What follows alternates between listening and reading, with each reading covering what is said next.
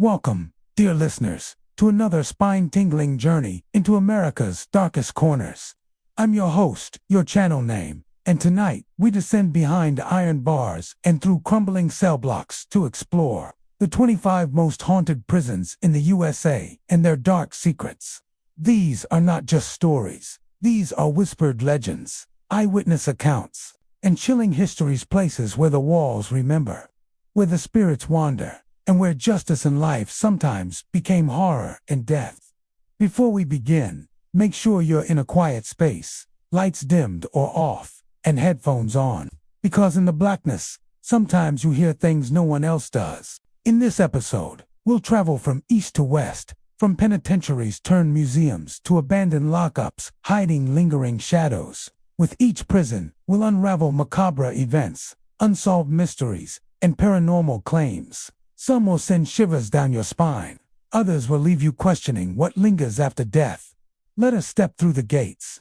The Eastern State Penitentiary stands like a fortress of despair in the heart of Philadelphia.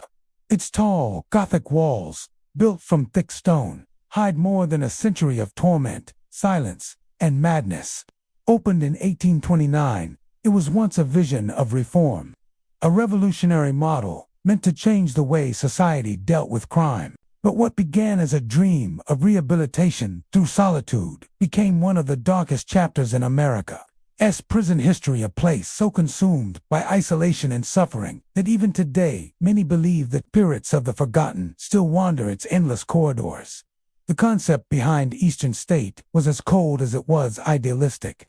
The founders believed that true penitence could only come from silence and isolation. Each inmate was given a single cell, no larger than a walk-in closet, with a small skylight called the Eye of God, meant to remind them that though no human could see them, the divine always watched. Prisoners ate, slept, and worked alone. They were forbidden from speaking, from seeing other inmates, and from even catching a glimpse of the guards who tended them. Their faces were often covered when they left their cells, ensuring that they remained unseen and unknown. This radical system was called the Pennsylvania system, and it was meant to inspire repentance through solitude and reflection. But what it often produced instead was madness. Many inmates lost their grip on reality, their minds unraveling under the crushing silence. Whispers of screams echoing down the halls became common, and guards reported strange behavior, men talking to invisible figures, weeping uncontrollably, or clawing at their cell walls until their fingers bled. As the years passed, Eastern State filled with both notorious criminals and ordinary men who had simply fallen into the wrong life. One of its most famous inmates was Al Capone, who served time there in the late 1920s. His cell was surprisingly lavish compared to others, furnished with fine rugs, a radio, and a polished desk. Yet, even Capone couldn't escape the hauntings. He confessed to hearing the voice of Jimmy Clark, one of the men killed in the St. Valentine's Day massacre, a ghost that tormented him nightly, whispering and mocking from the shadows. Capone would often wake screaming, pleading for forgiveness from something only he could see. But Al Capone's experience was only one of many. Former guards and modern visitors have long reported strange occurrences that defy explanation. Shadowy figures drift through the deserted cell blocks. Disembodied voices whisper names or mutter prayers. Heavy doors slam shut on their own, echoing through the empty corridors. Cold spots appear without warning, and in some cells, people claim to feel unseen hands brush against their skin. Cell Block 4 is said to be one of the most active areas. Witnesses describe tall, dark figures standing motionless in doorways or gliding silently past. In Cell Block 6, faint crying can sometimes be heard, and in Cell Block 12, the air grows heavy, almost unbreathable, as though the building itself is holding its breath. The old guard tower, now empty, occasionally flickers with light, as if someone or something is still keeping watch. The prison's physical design only amplifies the unease. Its wheel-like layout radiates from a central hub, allowing guards to monitor all the wings from a single point. The corridors stretch long and narrow, lined with rusted doors that seem to stare back at intruders. Peeling paint curls like skin from the walls, and the floor, cracked and uneven, bears the scars of time. When wind blows through the broken windows, it creates a low, mournful moan that sounds eerily human. During its operation, Eastern State's methods grew harsher. By the late 19th century, overcrowding forced the prison to abandon strict isolation, but cruelty remained. Others were subjected to the hole, a pitch-black underground cell, where men were left for weeks with no light, little food, and only rats for company. Such suffering left a stain that no amount of time could erase. When the prison finally closed in 1971, it was left to decay. Nature reclaimed it, vines creeping up the walls, birds nesting in the rafters, but even as it crumbled, something unseen lingered. Paranormal investigators began to visit, capturing chilling evidence, distant screams, ghostly faces in photographs, and strange electromagnetic readings. Even hardened skeptics have walked away from Eastern State shaken, unwilling to explain what they experienced within those walls. Visitors today describe the same sensations felt by prisoners nearly 2 centuries ago: oppressive silence, a weight pressing down on the chest, the unmistakable feeling of being watched. Tour guides recount stories of hearing footsteps when no one is there, or seeing shapes dart around corners only to vanish into thin air. Some claim that at night, the prison comes alive with echoes of the past: the rattle of chains, the slam of doors, the low hum of a prayer whispered to no one. The most haunting thing about Eastern State isn't just the ghosts that might inhabit it, but the memory of the suffering that once filled its cells. It stands as a monument to a failed ideal, the belief that solitude could save the human soul. Instead, it destroyed countless minds and left behind an aura of despair so strong that it still vibrates through the air today. When you walk through its corridors, you can almost feel time collapsing. The voices of the past seem to whisper through the cracks in the walls. The sound of footsteps echoes, though you know you're alone. And if you pause too long in one of those dark, narrow hallways, you might feel a sudden chill of breath against your ear. A reminder that the penitentiary's residents, though long dead, have never truly left. Eastern State Penitentiary remains one of the most visited haunted sites in America, drawing thousands each year who dare to step into its shadowed halls. Some come for history, others for the thrill, but all leave with the same uneasy sense that something ancient and sorrowful still dwells there, bound to the stones by the weight of human misery. The prison may no longer hold the living, but the echoes of its past are endless. In the heart of Philadelphia, the great fortress still stands silent, cold, and waiting. Those who listen closely swear they can still hear the whispers of the condemned, drifting through the cracks in the walls, begging not for freedom, but for peace. Alcatraz Federal Penitentiary, known simply as The Rock, sits alone in the cold waters of San Francisco Bay, fortress of steel and stone that has long been a symbol of isolation, punishment, and fear. From a distance, it appears almost peaceful, its weathered walls glowing in the California sun.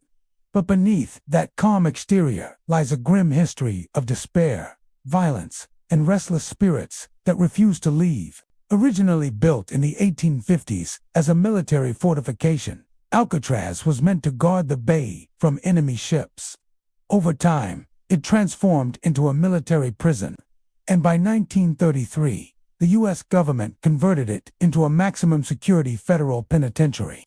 Its purpose was simple and severe: to hold the nation, as most dangerous and unmanageable criminals, those who could not be contained anywhere else. Surrounded by frigid waters and powerful currents, Alcatraz was believed to be escape-proof. Every cell was a cage within a cage, designed to break both body and spirit. For nearly 3 decades, from 1934 to 1963, it housed some of America's most notorious inmates.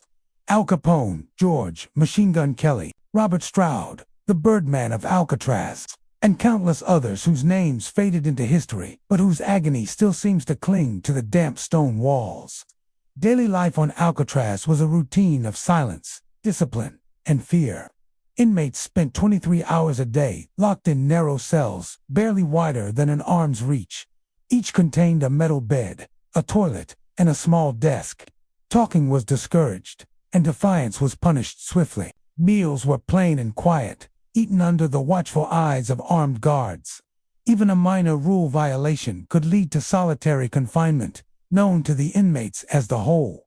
The hole was a place of pure torment. Prisoners thrown into these dark, windowless cells were stripped of everything light, warmth, sound, and hope. They were left for days or even weeks in total darkness, often chained to the floor, with only a bucket for a toilet. Many who entered the hole left broken, their minds fractured by the unending silence and isolation. The fear of Alcatraz wasn't only about its harsh discipline, it was about the crushing loneliness. The inmates could see the lights of San Francisco glittering across the water, so close yet impossibly far. On New Year's Eve, when the wind carried faint sounds of laughter and music from the city, prisoners would press their faces to the bars, listening to a world that had forgotten them. That small reminder of freedom, so near but unreachable, was one of the cruelest punishments of all. But even in a place built for control, chaos found its way in. Violence simmered just beneath the surface. Fights broke out in the mess hall, stabbings occurred in the corridors, and riots erupted without warning. In 1946, the prison witnessed its bloodiest conflict, the Battle of Alcatraz. The confrontation ended only after the U.S. Marines intervened, leaving 3 inmates and 2 guards dead. The cell block where it happened, Cell Block D, is still said to echo with the sounds of gunfire and screams. Over time, stories of strange happenings began to circulate among guards and prisoners alike. Unexplained footsteps echoed through empty corridors. Doors slammed shut on their own. Phantom voices whispered in the dark, calling out names or reciting prayers. Some guards swore they heard the clinking of chains when no one was there. Others claimed to see ghostly figures in the showers or near the old warden's house, shadows that vanished when approached. One of the most haunted locations on Alcatraz is the aforementioned D Block, the solitary confinement area. Cell 1 for D, in particular, is notorious for its chilling atmosphere. Visitors often report a deep drop in temperature as they step inside, a heaviness in the air, and a sensation of being watched. In the 1940s, an inmate was allegedly found dead in that very cell after screaming through the night that something inhuman was attacking him. The next morning, guards found his lifeless body and claimed to have seen a faint figure standing behind them during the inspection, even though no one else was present. Al Capone, even in his cell, was not immune to the darkness of the island, as his health declined due to syphilis. He became increasingly paranoid and claimed he could hear haunting music drifting through the prison corridors. Some guards said he would play the banjo softly in the shower area, trembling as if to soothe unseen presences.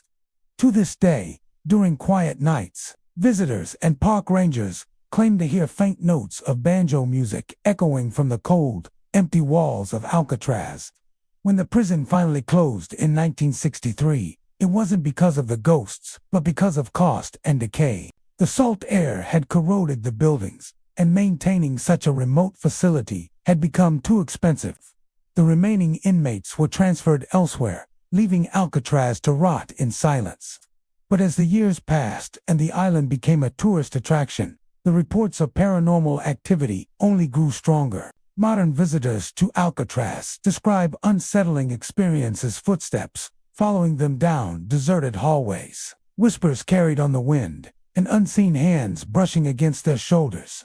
Tour guides tell of cameras malfunctioning, lights flickering, and cold spots appearing out of nowhere.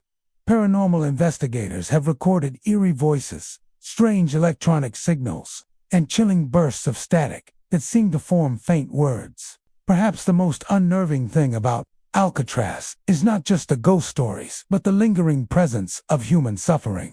Every stone, every rusted bar, seems to absorb the pain of the past, the isolation, the hopelessness, the regret. It all hangs in the air, like a shadow that never fades. Standing on the island today, looking back at the glittering skyline of San Francisco, it's easy to feel the same ache the prisoners once felt. The distance is only 1.5 miles, yet it feels like another world entirely. The wind carries the smell of salt and decay, and if you listen closely, you might hear more than just the waves.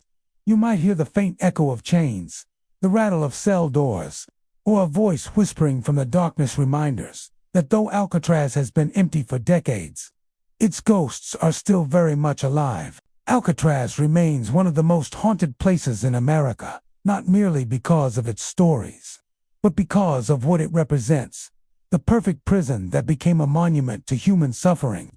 Its cold corridors and echoing chambers continue to draw thousands of visitors every year, each hoping to catch a glimpse, a sound, or a feeling of what once was. And for some, they find it. For others, they leave with a deeper chill, as if a part of the island's darkness followed them home. The Ohio State Reformatory in Mansfield, Ohio, looms like a fortress of stone and shadow, its Romanesque towers rising sharply against the sky. Built in 1896 and opened in the early 20th century, it was designed as a place of rehabilitation, a reformatory for young and first-time offenders who were considered salvageable. But as its walls filled with men of all ages and crimes, the lofty ideals of reform gave way to neglect, violence, and despair, leaving a legacy that some say still haunts the building today. The structure itself is imposing, almost cathedral-like, with arched windows, vaulted ceilings, and sprawling cell blocks that extend for hundreds of feet. It was built to inspire awe and respect, yet its very architecture became a tool for intimidation. The prison could house over 2,500 inmates at its peak, and with each addition, the oppressive atmosphere grew heavier. Inmates lived in cramped cells, often two to a room, with narrow metal beds, thin blankets, and barely enough light to see the stone walls that surrounded them. Overcrowding became a constant issue, forcing men to share space, sleep on floors, or rotate shifts in the cramped quarters. From the beginning, Ohio State Reformatory suffered from poor planning and structural flaws. The heating system was unreliable, making winters brutally cold and summers stiflingly hot. Water often leaked through ceilings, flooding lower levels, and mold grew unchecked in dark corners. The sanitation system was barely adequate, leading to outbreaks of disease. Inmates were forced to endure not only the psychological stress of imprisonment, but also the physical discomfort of a deteriorating facility. Discipline was harsh and often brutal. Guards wielded absolute authority, and beatings were not uncommon. In the workshops and mess halls, fights erupted over minor disputes, and solitary confinement was used as punishment for the slightest infraction. Inmates described long, dark corridors that seemed to stretch endlessly, where a wrong turn could land a man in a place of isolation, forgotten by all. The most feared locations were the upper levels of Cell Block 4 and the dark, narrow stairwells that twisted through the building like a maze. Even in its heyday, the reformatory earned a reputation for inexplicable occurrences. Inmates whispered about shadowy figures in the hallways and cold spots that would suddenly appear in cells. Lights flickered without cause, and doors opened or slammed shut by themselves.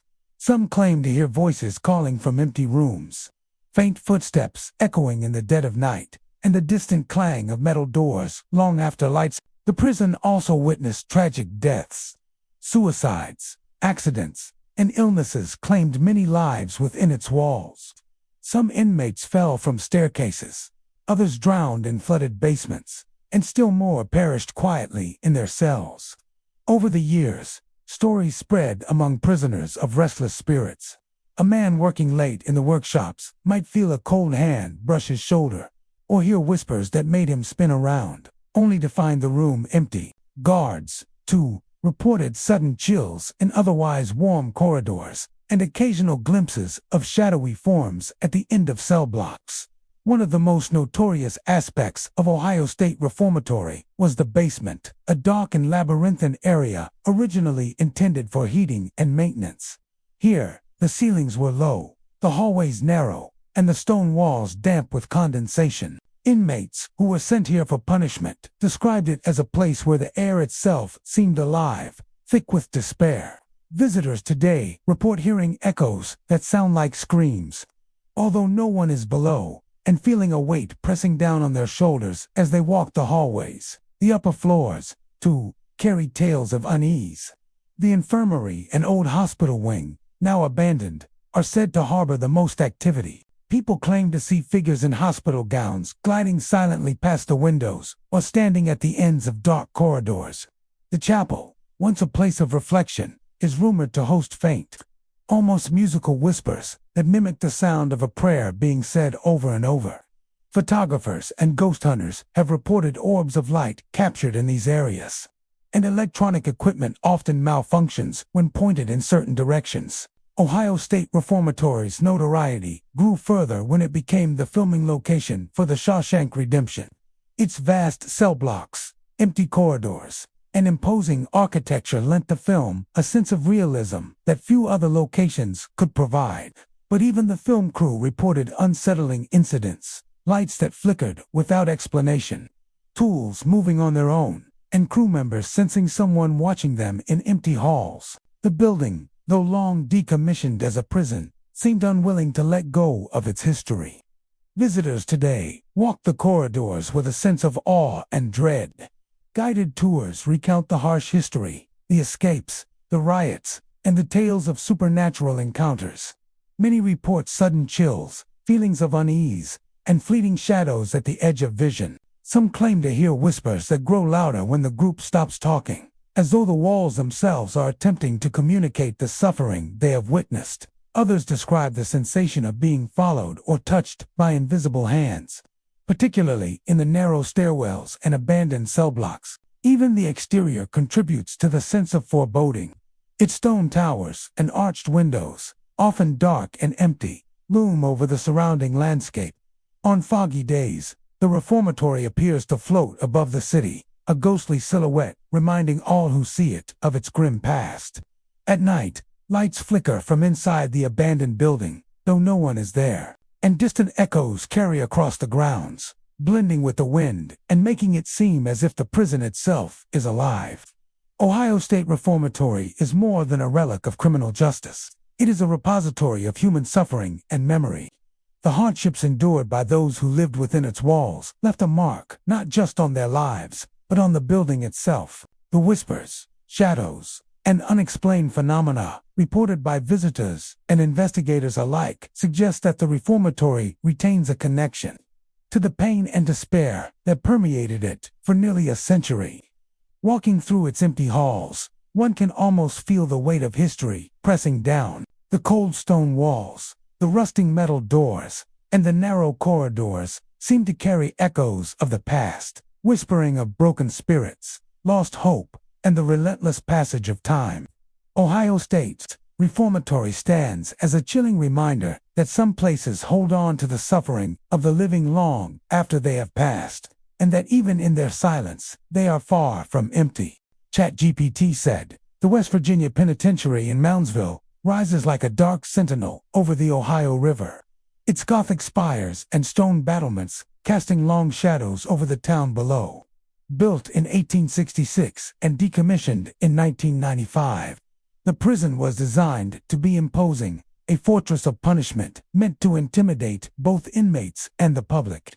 Over the course of its more than a century of operation, the penitentiary gained a reputation for violence, cruelty, and despair, a reputation that persists to this day, drawing ghost hunters, thrill seekers, and historians to its looming walls. From the moment prisoners stepped through its gates, they were confronted with a world designed to crush the spirit. The architecture itself spoke of control: towering stone walls, narrow barred windows, and dark corridors that twisted like a labyrinth. Inside, the penitentiary was a stark and unforgiving place. Inmates lived in cramped cells, often 2 or 3 to a room, with only a metal bed and a toilet as their companions. The cold stone walls offered no comfort, and in winter, the chill was so severe that water pipes often froze and heating was unreliable. Discipline at West Virginia Penitentiary was harsh and unrelenting. Guards wielded absolute authority, and punishments were swift. Floggings, beatings, and extended stints in solitary confinement were common. The solitary cells, narrow and windowless, were particularly feared. Prisoners confined there for days or weeks described complete darkness, unbearable silence, and a suffocating sense of isolation that drove some to the brink of madness. Many left with broken minds, haunted forever by the shadows of their time inside. Violence within the prison was never far away. Riots, fights, and stabbings occurred with alarming regularity, often fueled by overcrowding and the brutal conditions. The most infamous riot took place in 1986, when inmates overtook the dining hall and held guards hostage for several hours. Although the rebellion was quelled, the incident left lasting scars on the prison's reputation and the memories of those who lived through it. Even decades later, visitors report a lingering energy, a sense that anger and fear have seeped into the very stones of the building. Many of the penitentiary's horrors are tied to the death row area. Executions were carried out within its walls for decades, mostly by hanging until 1949 and later by electrocution.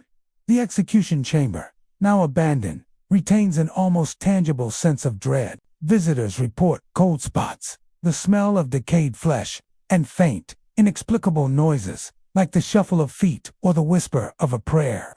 Some claim to see ghostly figures pacing the hallways near the chamber, often vanishing when approached, leaving only a lingering chill in their wake. Cell Block 2 is widely regarded as the most haunted part of the penitentiary. Its narrow, dimly lit corridors twist and turn, lined with cells that once confined some of West Virginia's most dangerous criminals. Visitors have described shadowy figures darting across hallways, voices calling out names, and sudden drops in temperature that make breath visible in the air. Some claim to hear footsteps pacing behind them, even when no one else is present. Paranormal investigators have captured electronic readings and audio anomalies that defy logical explanation, adding to the penitentiary's sinister reputation. The infirmary and hospital wings, now abandoned, carry their own tales of unease. Once filled with the sick, dying, and sometimes dying in agony, these areas are said to retain the energy of suffering. Visitors report seeing figures in hospital gowns gliding silently along the halls, hearing faint groans and the clink of medical instruments when the rooms are empty, and feeling sudden pressure on their chests as though invisible hands are holding them down. Even the exterior of the penitentiary seems alive with an oppressive presence. Its turrets and battlements loom like watchful eyes over the surrounding town. On foggy evenings, the structure becomes almost spectral, with long shadows stretching across the grounds and the distant sound of the Ohio River mixing with imagined moans and whispers. From the prison yard, it is easy to picture the lives of inmates trapped behind those walls, longing for freedom and feeling the hopelessness of their confinement. Among the haunting tales, some of the most chilling involve the stories told by former guards and inmates. One guard recounted being followed by a shadowy figure down the long corridors of Cell Block 2, feeling its presence pressing close behind him even though no one was there. An ex-inmate spoke of hearing the voice of a fellow prisoner, long dead, calling his name at night, whispering warnings and pleas in the dark. These experiences are not isolated, and over the years, countless visitors have echoed similar accounts of strange noises, apparitions, and unexplained phenomena. West Virginia Penitentiary also has a history of unexplained deaths. Inmates died under mysterious circumstances, some allegedly due to violence or neglect, others possibly by suicide. Their spirits, many believe, remain trapped within the stone walls. Paranormal enthusiasts claim to have captured orbs of light in photographs, shadows moving against a flow of natural light, and eerie whispers that seem to come from nowhere. The prison seems to carry the weight of every life that suffered there, amplifying the sense of unease for anyone who enters. Tours of the penitentiary today offer both historical insight and a brush with the supernatural. Walking through the dim corridors, visitors feel the oppressive atmosphere that once weighed on the inmates. The stories told by guides of hauntings, executions, and prison riots become more than history. They feel alive, pressing against the senses. Visitors report sudden cold spots, footsteps echoing down empty halls, doors slamming unexpectedly, and the sensation of being watched, as if the building itself remembers and mourns the suffering it has seen. The penitentiary's legend continues to grow, not just because of its history, but because of the lingering energy of countless tortured souls. It stands as a reminder of the extremes of punishment and the human cost of confinement. Its Gothic architecture, with looming towers and jagged stones, embodies not only the prison's original intention to intimidate, but also the weight of the anguish held within. Even now, decades after it closed, West Virginia Penitentiary remains a place of fascination and fear. Visitors approach its gates with both curiosity and trepidation, aware that the stories of apparitions, whispers, and cold, heavy shadows are not merely tales, they are echoes of the lives that endured here. The prison may no longer hold inmates, but it has never been empty. Within its walls, the past lingers, restless and unforgotten, making the West Virginia Penitentiary one of America's most chilling and haunted sights. Nevada State Prison, perched on the outskirts of Carson City, Nevada, is a place where history and darkness intertwine. Operating from 1862 until its closure in 2012, it was one of the oldest correctional facilities in the United States, and over its long history, it became infamous for its executions, violence, and lingering sense of despair. Its walls witnessed the evolution of punishment, from the crude methods of the 19th century to the state's earliest gas chamber executions in the 20th century, and, with each passing decade, the shadows within its stone corridors seemed to grow heavier. The prison was built during the early days of Nevada statehood, intended to confine those deemed too dangerous or uncontrollable for county jails. Its stone walls, tall and imposing, were designed not only to keep prisoners inside, but to serve as a warning to the surrounding community. The architecture was functional, cold, and unyielding, a reflection of the strict discipline expected within.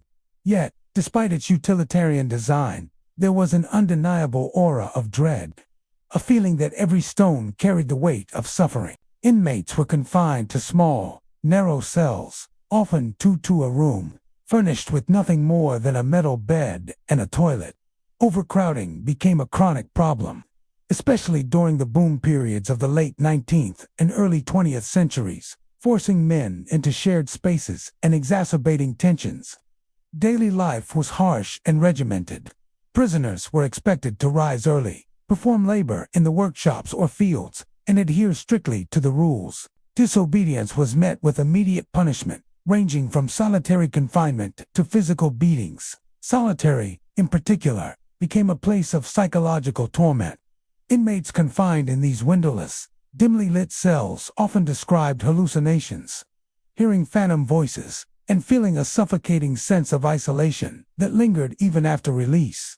Nevada State Prison was also the site of some of the state's earliest executions. Before the gas chamber was introduced, hangings were conducted in the prison yard, a grim spectacle that drew both fascination and fear. When the gas chamber arrived in the 1920s, it marked a new era of state-sanctioned death. Inmates awaiting execution were confined in stark, sealed chambers, subjected to a lethal dose of cyanide. The air would carry a faint, metallic temps, and guards often reported an eerie silence that settled over the prison afterward, as though the building itself mourned the lives taken within its walls. The weight of death hung heavy in the execution areas, where even decades later, visitors report a chilling sense of presence. Cold spots appear without warning, and some claim to hear whispered names, moans, or the faint shuffle of feet. Shadows are often seen moving across the walls, fleeting and intangible, yet enough to provoke a deep unease. Some researchers and paranormal investigators believe that the trauma of the countless executions and the fear of death left a residual energy that continues to haunt the corridors. Beyond the execution areas, the prison itself was notorious for its violence and unrest. Riots, fights, and murders occurred with troubling frequency. A reflection of both overcrowding and the harsh conditions, guards described moments when the air seemed to thicken, and a sense of impending danger hung in the hallways. Even during times of apparent calm, inmates reported strange occurrences, doors opening and closing on their own, fleeting shadows in the corners of their vision, and voices whispering in the dark. Some said these were the spirits of those who had suffered before them, trapped in the very stone of the prison. The workshops and cell blocks were particularly active, according to witnesses. Visitors today recount sudden chills, doors slamming unexpectedly, and the sensation of being watched. Some claim to hear faint laughter or murmuring that echoes through empty halls, growing louder or softer without warning. Inmates and guards alike told stories of apparitions in uniforms, moving silently along the corridors, disappearing when approached, leaving only the feeling of a presence that cannot be ignored. The prison's isolation only added to the eerie atmosphere. Located on the outskirts of Carson City, surrounded by open land and the harsh Nevada landscape, the building seemed cut off from the world. Winds sweeping across the valley carry strange echoes, which, combined with the stone walls and narrow hallways, often make distant noises sound like footsteps, conversations, or even cries for help. Visitors to the old site frequently describe a sensation of being followed, as if unseen eyes track their every movement. The infirmary and the older cell blocks hold some of the most persistent tales of haunting. In the infirmary, faint groans, whispers, and the clatter of old medical equipment have been reported, despite decades of abandonment.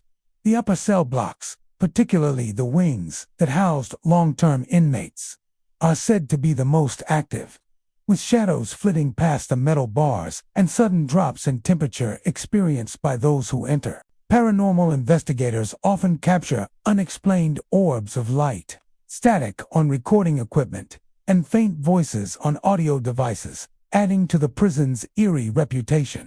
Even after its official closure in 2012, Nevada State Prison has maintained its notoriety. Its historic significance draws visitors, but many come seeking the thrill of its haunted reputation. Night tours, investigative groups, and history enthusiasts all report similar experiences: unexplained sounds, fleeting figures, and a pervasive feeling of unease that settles in the chest. For many, the prison seems less like a building and more like a living entity, retaining the memories and emotions of those who pass through its doors. Nevada State Prison is a monument to the extremes of human punishment. Its long history of executions, violence, and suffering has left a mark that time cannot erase. The stone walls seem to absorb and reflect the pain, anger, and despair that filled the prison for over 150 years. Visitors can feel it in the air, in the sudden chill that brushes their skin, or in the sense that they are not truly alone, even when the prison is empty. Walking through the corridors, standing beneath the towering walls, it is easy to imagine the countless lives confined and lost within this fortress. The memories of those who suffered, the echoes of the executed, and the lingering presence of unseen watchers combine to create an atmosphere that is both oppressive and mesmerizing. Nevada State Prison may no longer hold inmates, but it has never truly been empty. Its legacy of darkness, death, and restless spirits ensures that the Rock of Carson City continues to haunt the imagination, leaving an indelible mark on all who dare to step inside. In the quiet city of Council Bluffs, Iowa, stands one of the strangest and most haunting jails ever built in the United States, the Pottawatomie County Jail, better known as the Squirrel Cage Jail. Completed in 1885, it was a marvel of engineering for its time, and a bizarre symbol of innovation gone wrong. What made this jail so unique was its revolving cell block, a rotating cylinder of steel that once turned like a massive mechanical wheel. It was supposed to be the perfect blend of safety and efficiency, but instead, it became a monument to human suffering, confinement, and the eerie echoes of lives spent behind steel bars. The jail was designed by architect William H. Brown and his partner Benjamin F. Ha, who were convinced they had invented the future of incarceration. They called it a human rotary, a structure meant to house inmates in pie-shaped cells arranged in a circular formation around a central guard station. With the turn of a hand crank, the entire cylinder could rotate, bringing each cell in front of a single door.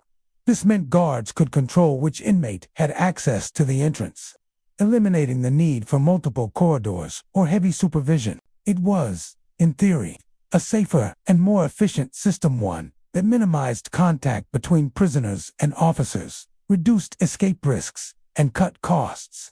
But what sounded like progress on paper quickly revealed itself to be a nightmare in practice.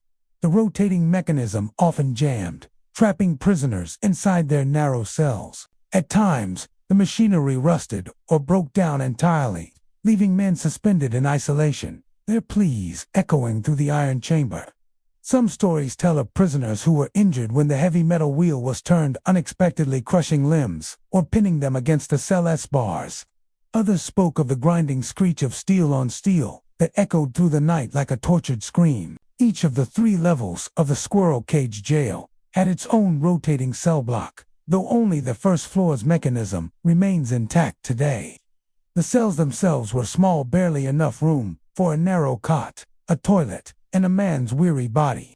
The design left no space for privacy, and the constant hum of the machinery, combined with the sound of footsteps from the guard station, made sleep a luxury few could enjoy. Over the decades, countless inmates passed through these metal cages, from petty thieves to murderers, each one enduring the same claustrophobic routine inside a jail that seemed to turn endlessly, indifferent to the suffering within. Local records tell of strange events during the jail's operation. Guards reported hearing footsteps on the upper levels long after the prisoners had been locked down. Shadows moved behind cell bars where no one stood. Inmates whispered about cold spots and flickering lights, claiming the jail was alive, turning, creaking, and breathing in the dark. One story describes an inmate who awoke screaming one night, saying he had seen the ghostly figure of a man turning the crank in the control room, though no one was there. Another tale speaks of a prisoner who swore he could hear the sound of a woman crying somewhere deep within the walls, even though the jail had no female inmates at the time. The building itself has a grim history that may explain its lingering presence. It was built on the site of the former St. Paul's Episcopal Church morgue, where bodies were once stored in the cold Iowa winters before burial. Locals believed the land was cursed, that the restless dead still wandered beneath the foundations. When the jail opened, accidents and strange occurrences followed. Workers fell ill, tools disappeared, and machinery failed without explanation. Even the county sheriff reportedly refused to spend a night inside after dark. For over 85 years, the Squirrel Cage Jail remained in operation. Its peculiar design attracted visitors and curiosity seekers, but for those who lived inside, it was far from fascinating. It was a daily torment. Inmates complained of dizziness from the slow, rotating motion. Others described the unbearable heat in summer and the bitter cold in winter. There was little light and even less hope. Guards, too, grew uneasy. Some claimed to feel unseen eyes watching them, especially when the jail was quiet. The sound of metal creaking in the stillness often made even the most hardened officer shiver. By the time the jail finally closed in 1969, it was already a relic of a forgotten era. The rotary system, once hailed as revolutionary, had proven too dangerous and impractical. There were only 18 of its kind ever built in the United States, and today, the Pottawatomie County Jail is one of only 3 still standing. The rest were dismantled or destroyed, their grim legacy buried along with the men who once turned their gears. When the building was transformed into a museum, volunteers began reporting strange experiences almost immediately. Lights flickered on their own, doors creaked open, and faint voices echoed through the empty corridors. Visitors described feeling sudden chills, as though someone unseen had brushed past them. Some said they heard the distant clank of metal bars or the faint grinding of the long silent rotation mechanism. A few even claimed to see figures dressed in old prison uniforms, standing silently inside the cells before vanishing into the shadows. Ghost hunters and paranormal investigators have since flocked to the site, calling it one of the most haunted jails in America. Many have captured unexplained sounds, disembodied whispers, footsteps, and the rattling of chains. Others report equipment malfunctions, drained batteries, and sudden temperature drops near the old cell block. The most commonly reported apparition is that of a man in a dark uniform, believed to be a former jailer who died on duty. Some claim he still patrols the corridors, guarding a place that time itself seems unwilling to release. Today, the Squirrel Cage Jail stands as both a historical landmark and a chilling reminder of how human ingenuity can twist into horror. The building's narrow staircases, cold iron bars, An eerie silence preserved the feeling that life and, perhaps death, never fully left its walls. Visitors walked through its dimly lit halls with a mixture of awe and dread, hearing the faint echoes of a past that refuses to fade. In the heart of Council Bluffs, the old jail remains a monument to confinement, invention, and the restless spirits that linger in the places where suffering once thrived. The cells no longer turn, the gears no longer grind, but the air still hums with memory. Some say if you stand quietly enough, you can still hear it's a slow creak of the squirrel cage turning once more, forever circling the ghosts of those it could never set free. Holmesburg Prison in Philadelphia, Pennsylvania, was never just a place for holding criminals.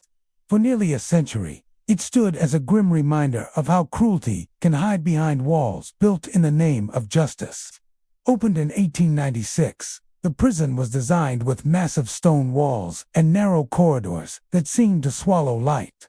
From the moment it opened, the place had a reputation for being hard, cold, and unforgiving. But the true darkness of Holmesburg didn't come from the crimes of those locked inside. It came from what was done to them in the name of science. By the middle of the 20th century, Holmesburg had become known by a new name among inmates and locals alike: the Terror Dome, the title fit. What went on inside those walls during the 1950s, 60s, and 70s remains one of the most disturbing chapters in American prison history. These experiments were conducted with little explanation, often with no real consent, on men who were desperate for small comforts or early release. The man most associated with these experiments was Dr. Albert Kligman, a dermatologist from the University of Pennsylvania. In 1951, Kligman entered the prison for the first time, supposedly to study skin conditions among inmates. He later admitted that when he walked into Holmesburg, he felt like a kid who had discovered a rosy new field of research. To him, the prison was a perfect laboratory, hundreds of healthy young men, all in one place, under complete control. To the prisoners, however, it became a nightmare that blurred the line between medicine and torture. At first, the experiments seemed harmless enough. Small skin tests, creams, or injections meant to study irritation or allergic reactions. Inmates were told they were helping science and could earn a few dollars for their cooperation. But the testing quickly escalated. Soon, men were being exposed to dangerous substances, radioactive isotopes, chemical warfare agents, and even mind-altering drugs. Dermatology research turned into government-funded military testing. The U.S. Army and private corporations both saw the prison as a cheap and controlled environment for experiments that could never have been conducted freely on civilians. Prisoners later described being injected with mysterious substances, their skin blistering and peeling for days. Some were exposed to dioxins, the same toxic compound found in Agent Orange. Others were deliberately infected with ringworm, herpes, or staph infections. A few were placed in sealed chambers where they were made to breathe in chemical fumes while researchers observed from behind glass. There were even reports of radiation exposure tests where men were told they'd simply be helping science, while being subjected to doses far higher than anyone outside would have been allowed to receive. The rewards were meager.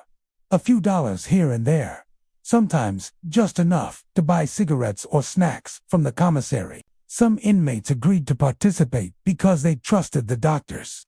Others did it out of desperation, unaware of the risks. The concept of informed consent was practically non-existent. Many could barely read the forms they were given, and those who asked questions were often brushed off or threatened with losing privileges. For decades, the experiments continued with little public knowledge. The outside world saw Holmesburg as just another tough prison in a tough city. But inside, fear was growing. Inmates began to notice scars that never healed, rashes that burned endlessly, and strange illnesses no one could explain. Some said the walls of the medical wing carried a strange smell, a mix of antiseptic chemicals and decay. Guards often avoided that area if they could help it, claiming it gave them a bad feeling. By the 1970s, word of the experiments began to spread. Inmates who had been released started telling their stories. Journalists, human rights advocates, and lawyers began asking questions. The government's involvement, especially the military funding, added layers of secrecy and denial. When reporters finally uncovered details of the experiments, the public reaction was one of outrage and disbelief. How could this have happened for so long, and to so many? The prison itself seemed to reflect the horror of what had happened inside. Its architecture was oppressive: thick stone walls, iron gates, and narrow hallways that trapped sound. Even guards described hearing strange noises echoing at night, as though the cries of former inmates were still lingering in the air. Some said they could feel a heaviness in certain rooms, particularly the old infirmary where the tests had been conducted. Prisoners who were sent there for regular medical treatment often returned pale and shaken, refusing to talk about what they had seen. Despite the scandal, it took years for any meaningful change to occur. The experiments gradually ceased by the late 1970s, but the damage had already been done. Many former inmates carried lifelong health problems: chronic skin diseases, cancers, neurological disorders, and emotional trauma. Lawsuits followed, but most were dismissed or settled quietly. Dr. Kligman, meanwhile, continued his career and gained fame for developing popular acne treatments like retina, while his controversial past remained largely hidden from the public for years. By the time Holmesburg Prison finally closed its doors in 1995, its reputation was sealed. The place had seen riots, overcrowding, and violence, but nothing compared to the moral decay that had turned it into a laboratory of human suffering. The empty cell blocks, peeling paint, and rusted bars became a haunting symbol of unchecked authority and lost humanity. Today, the old prison still stands, its massive walls casting long shadows across the Philadelphia skyline. Though no longer in use, it has become a site of fascination for historians, journalists, and paranormal investigators. Visitors often speak of an uneasy silence inside, broken only by the drip of water and the faint echo of footsteps that seem to come from nowhere. Some claim to feel watched, especially near the old medical area. Cold drafts sweep through sealed rooms, and cameras malfunction in the dim corridors. Those who have spent time there say the atmosphere is heavy, as if the building itself remembers. They speak of whispers, faint cries, and the sensation of unseen eyes following them through the dark. It is as though the pain and fear of thousands of forgotten men still linger within the prison's thick stone walls. Holmesburg's legacy is one of cruelty disguised as progress. It stands as a chilling reminder of how easily science can cross moral lines when power and desperation meet. The prison may be empty now, but its ghosts remain the spirits of men who thought they were signing up for hope, only to find themselves trapped in a nightmare that would never end. Within the cold halls of the Terror Dome, the echoes of those lost voices still seem to whisper, warning future generations about the price of forgetting what it means to be human. In Jefferson City, Missouri, overlooking the Missouri River, stands a fortress of limestone and iron that once housed the darkest corners of human desperation. The Missouri State Penitentiary. Built in the 1830s, it was among the first maximum security prisons west of the Mississippi River. Locals called it the Walls, a fitting name for the massive gray structure that seemed to swallow everything within it. For nearly 170 years, this prison operated as one of the most violent and notorious institutions in America, a place where brutality, disease, and misery became a way of life. When it opened its gates in 1836, Missouri was still a young state, and the penitentiary was meant to symbolize modern reform. Lawmakers believed that hard labor and isolation could rehabilitate criminals. The first inmate, Wilson Eidson, was received that same year for stealing a pair of trousers. From that moment, thousands would follow, men, women, and even children locked behind the walls that would soon earn a reputation for cruelty beyond imagination. The prison was constructed with thick stone walls quarried from the nearby hills, its architecture imposing and cold. Inside, the cells were narrow and dim, barely wide enough for a cot and a bucket. Inmates slept on straw or thin mats, with rats and insects for company. There was no running water, little ventilation, and few opportunities to step outside the cramped spaces. Disease spread Quickly tuberculosis, cholera, and influenza swept through the cell blocks, taking countless lives. The stench of sickness and decay clung to the air, a constant reminder that survival inside the walls was never guaranteed. As the decades passed, the prison grew in size and infamy. By the early 1900s, it was one of the largest prisons in the country, housing more than 5,000 inmates. Overcrowding turned the place into a human pressure cooker. Tempers flared, and violence became routine. Guards carried clubs and rifles, but often relied on fear to maintain control. Beatings were common, and solitary confinement was used as punishment for even the smallest infractions. Inmates called it the hole, a pitch-black cell buried beneath the ground where prisoners were left in silence for days, sometimes weeks, with only bread and water. Executions added another layer of dread. The prison carried out hangings for decades before switching to the gas chamber in the 1930s. The chamber still stands, today a small, circular room with 2 metal chairs bolted to the floor. Those who witnessed the executions said the walls seemed to absorb the cries of the condemned, echoing long after the final breath was taken.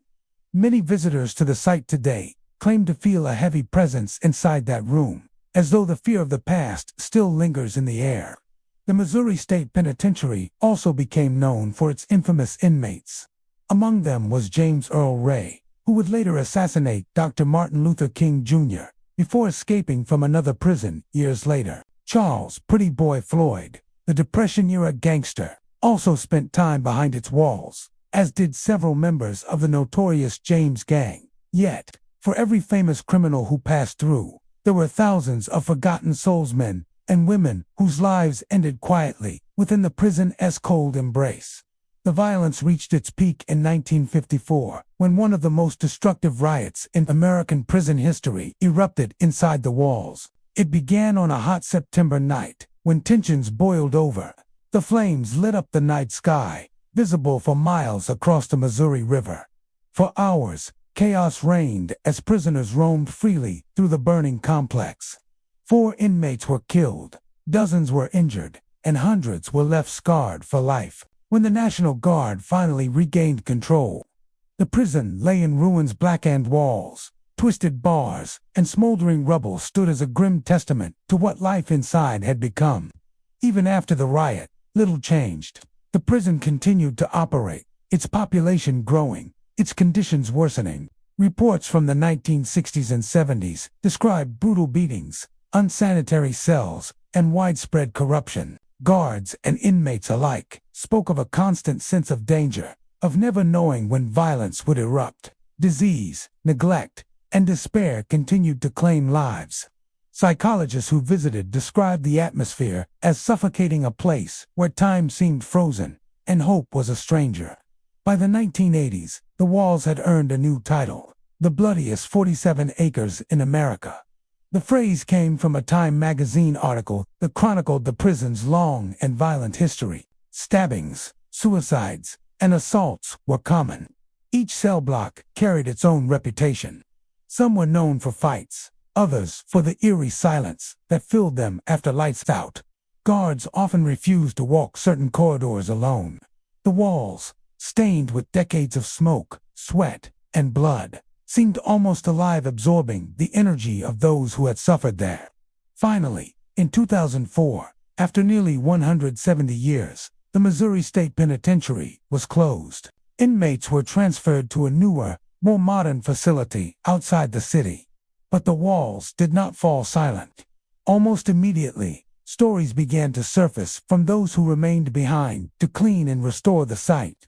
Workers heard footsteps echoing through empty halls, cell doors slamming shut on their own, and voices whispering from the darkness. Some refused to return after nightfall. Others reported seeing shadowy figures moving through the cell blocks, disappearing as quickly as they appeared. Today, the old prison stands as a historic landmark and a chilling reminder of its past. Tours are offered to the public, including special night investigations for those curious or brave enough to explore its haunted reputation. Visitors often describe an overwhelming sense of sadness upon entering. In the old hospital ward, the air feels thick and cold, and some claim to hear the moans of patients who never recovered. In the gas chamber, cameras malfunction, lights flicker, and guests report sudden dizziness or nausea. Former guards who have returned for tours say the building feels different now, quieter, but not empty. They speak of an energy that never left, of memories that still echo between the limestone walls. Paranormal investigators have recorded strange voices, temperature drops, and even unexplained shadows on video. One popular legend tells of an inmate named Jack II, was killed during the 1954 riot and whose restless spirit still wanders cell block 4, slamming doors and whispering to visitors. Yet, even without the ghost stories, the Missouri State Penitentiary remains haunting in its own right. The walls tell stories of human cruelty, survival, and despair. Every rusted lock, every cracked window, bears witness to the generations of lives that passed through its gates. It is a place frozen into an echo of an era when punishment outweighed mercy, and rehabilitation was only a dream. Standing before the weathered stone fortress today, it's easy to imagine the screams, the clang of iron, and the endless footsteps of those who once called the walls home.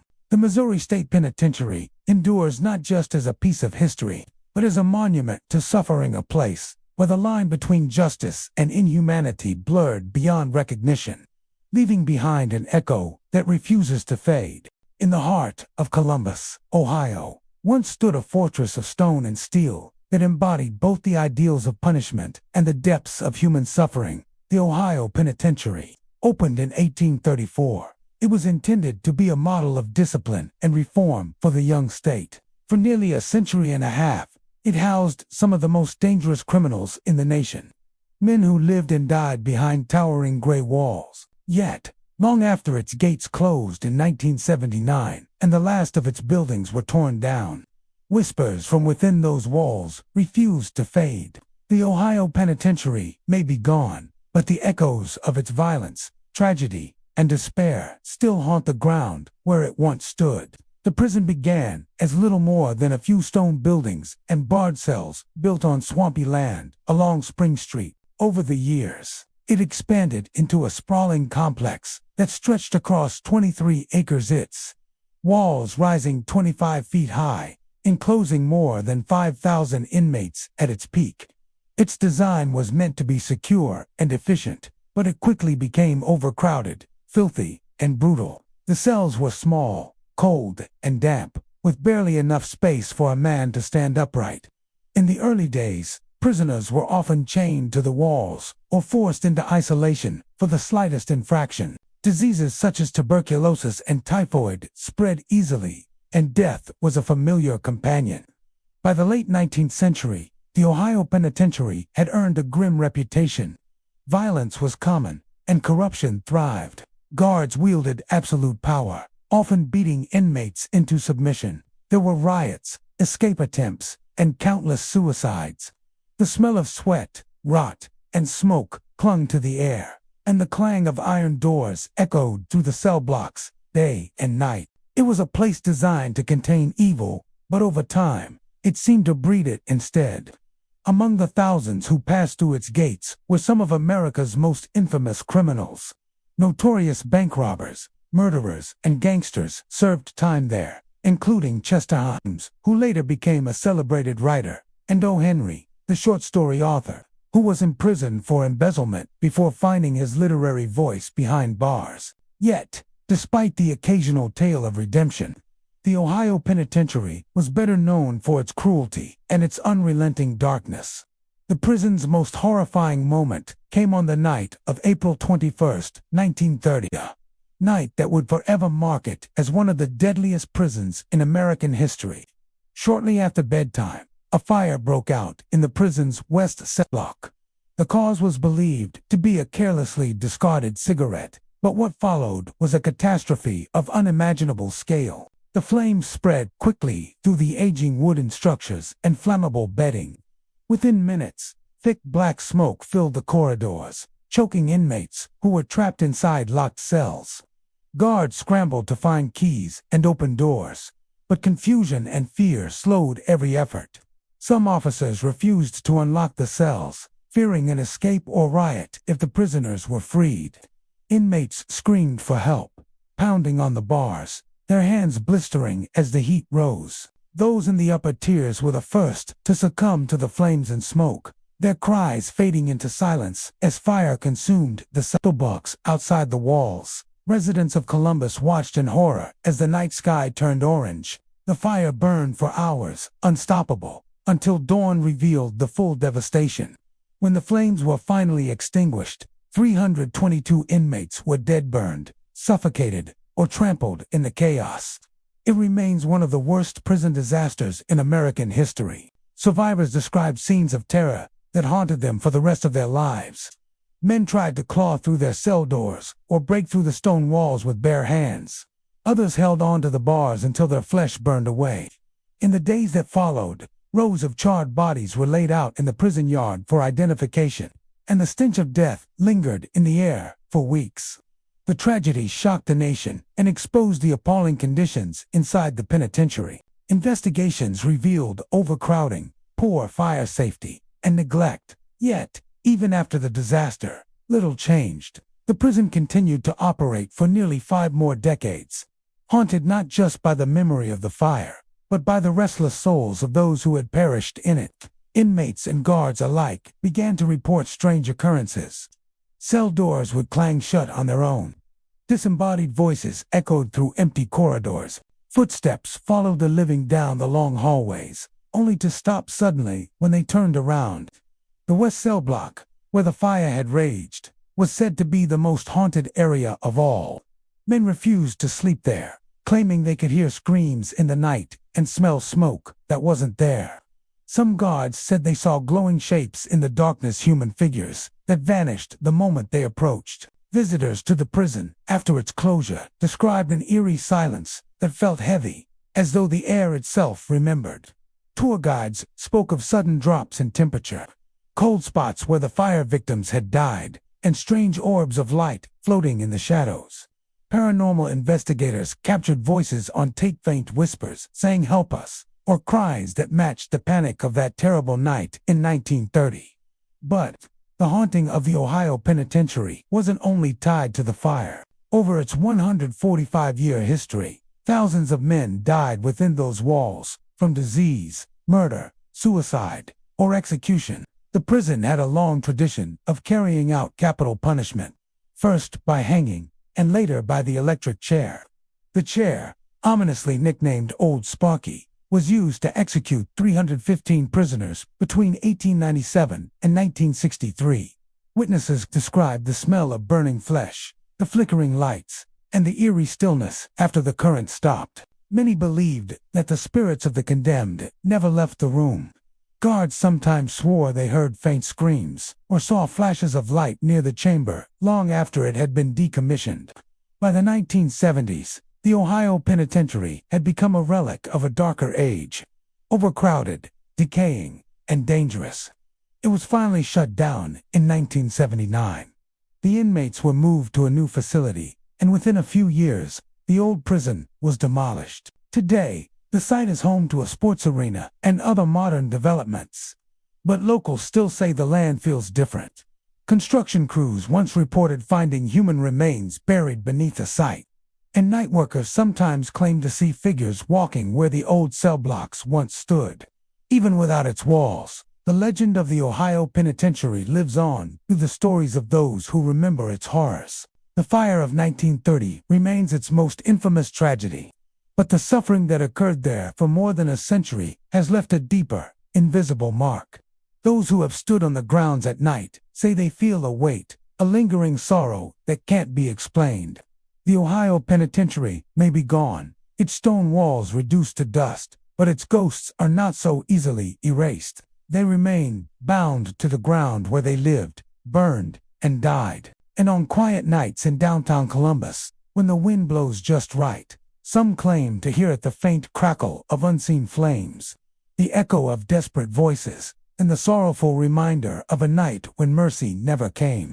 In the heart of Crown Point, Indiana, stands a structure that once symbolized justice and security, a fortress of stone and steel known as the Lake County Jail. Built in 1908, This imposing complex combined the county jail with the sheriff's residence, creating a place where law and punishment lived side by side.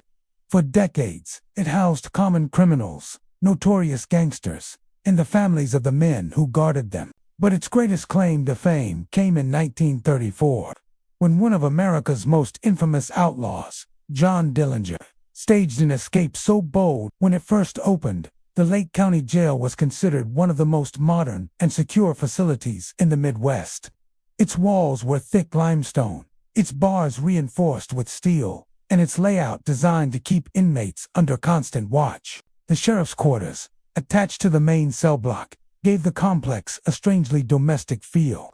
The sheriff's wife cooked meals not just for her family, but also for the prisoners. Children played in the courtyard, while, on the other side of the walls, men served time for theft, assault, and murder. It was a strange coexistence, family life intertwined with incarceration, but in small-town Indiana, it felt normal. For years, the jail functioned quietly.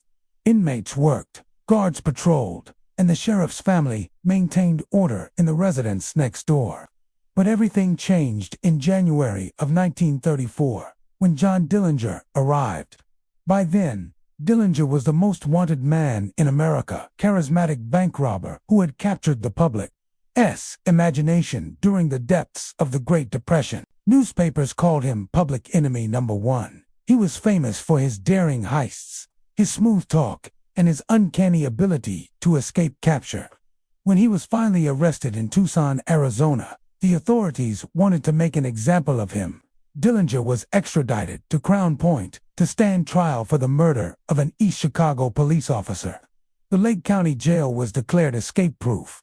Local officials were proud of their state-of-the-art facility, and the sheriff himself, Lillian Hawley, one of the few female sheriffs in the nation at the time, assured the public that Dillinger would never break free. The press flocked to Crown Point, eager to see the legendary outlaw behind bars. Dillinger played along, smiling for photographers, charming reporters, and shaking hands with guards.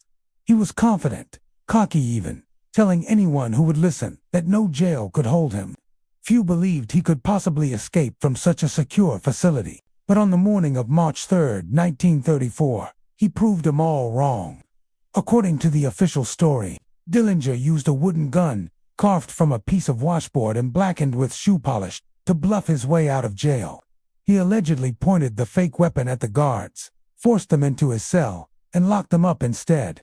Then, still waving his wooden gun, he marched through the corridors, gathered real firearms, and made his way to the garage, where he stole Sheriff Hawley's Ford V8. Smiling and confident, he drove away from the escape-proof jail, leaving guards and reporters stunned. The escape was an embarrassment for law enforcement across the country. The FBI launched an immediate investigation, suspecting that Dillinger might have had inside help.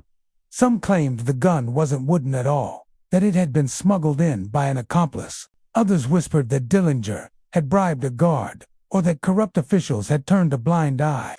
No one ever proved exactly how he did it, and the mystery only added to his legend.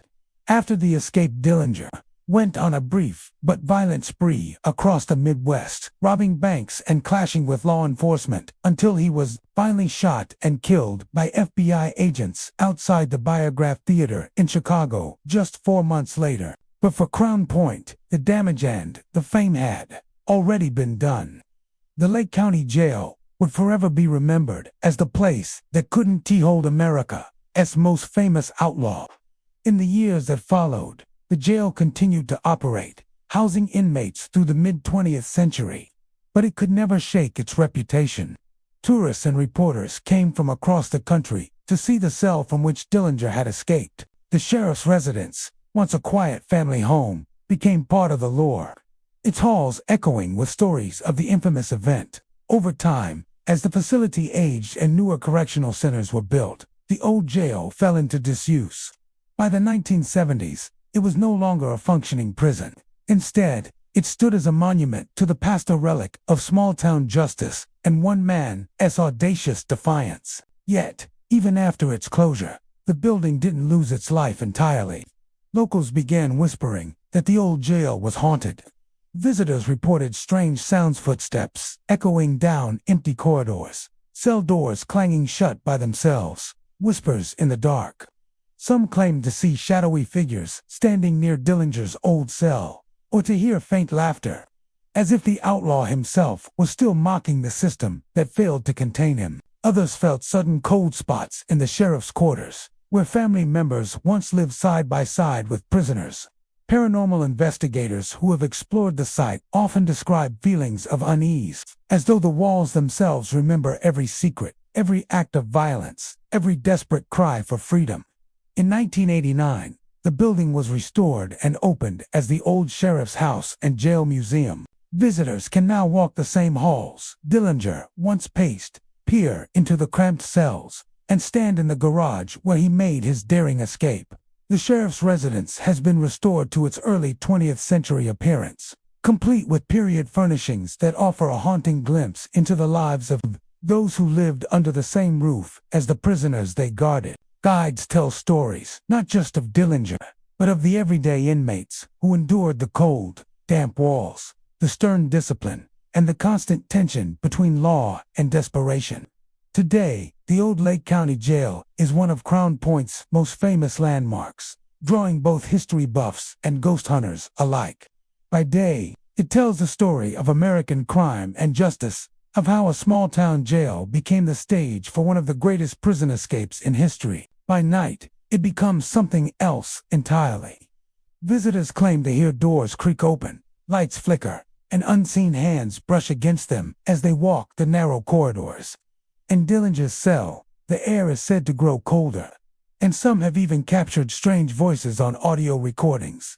Soft laughter, the faint sound of footsteps, or the whisper of a man saying, "I'm free." The Lake County Jail stands as more than just a piece of history. It's a symbol of defiance, mystery, and the thin line between justice and legend. The walls that once held the nation's most wanted man still seem alive with the energy of what happened there. And whether you believe in ghosts or not, it is hard to stand inside those cold stone corridors without feeling the presence of the past, of the daring outlaw who fooled the world, and of the countless forgotten prisoners whose stories remain locked within the echoing halls of Crown Point's most haunted landmark. In the heart of Chicago, where the roar of the city met the clatter of streetcars and the chatter of vendors, stood a building that would become infamous in the annals of law enforcement, the Maxwell Street Police Station. Constructed in the early 20th century, it quickly earned a reputation that was both feared and whispered about. Locals called it Bloody Maxwell, a name that captured the violence, corruption, and chaos that pulsed through its walls, particularly during the turbulent years of Prohibition. Maxwell Street itself was a bustling hub of activity, a place where immigrants, laborers, and opportunists mingled in crowded alleys and markets. Street vendors hawked everything from fresh produce to bootleg whiskey, and the scent of sizzling sausages mingled with the sharp tang of illegal spirits. Beneath this lively surface, crime thrived.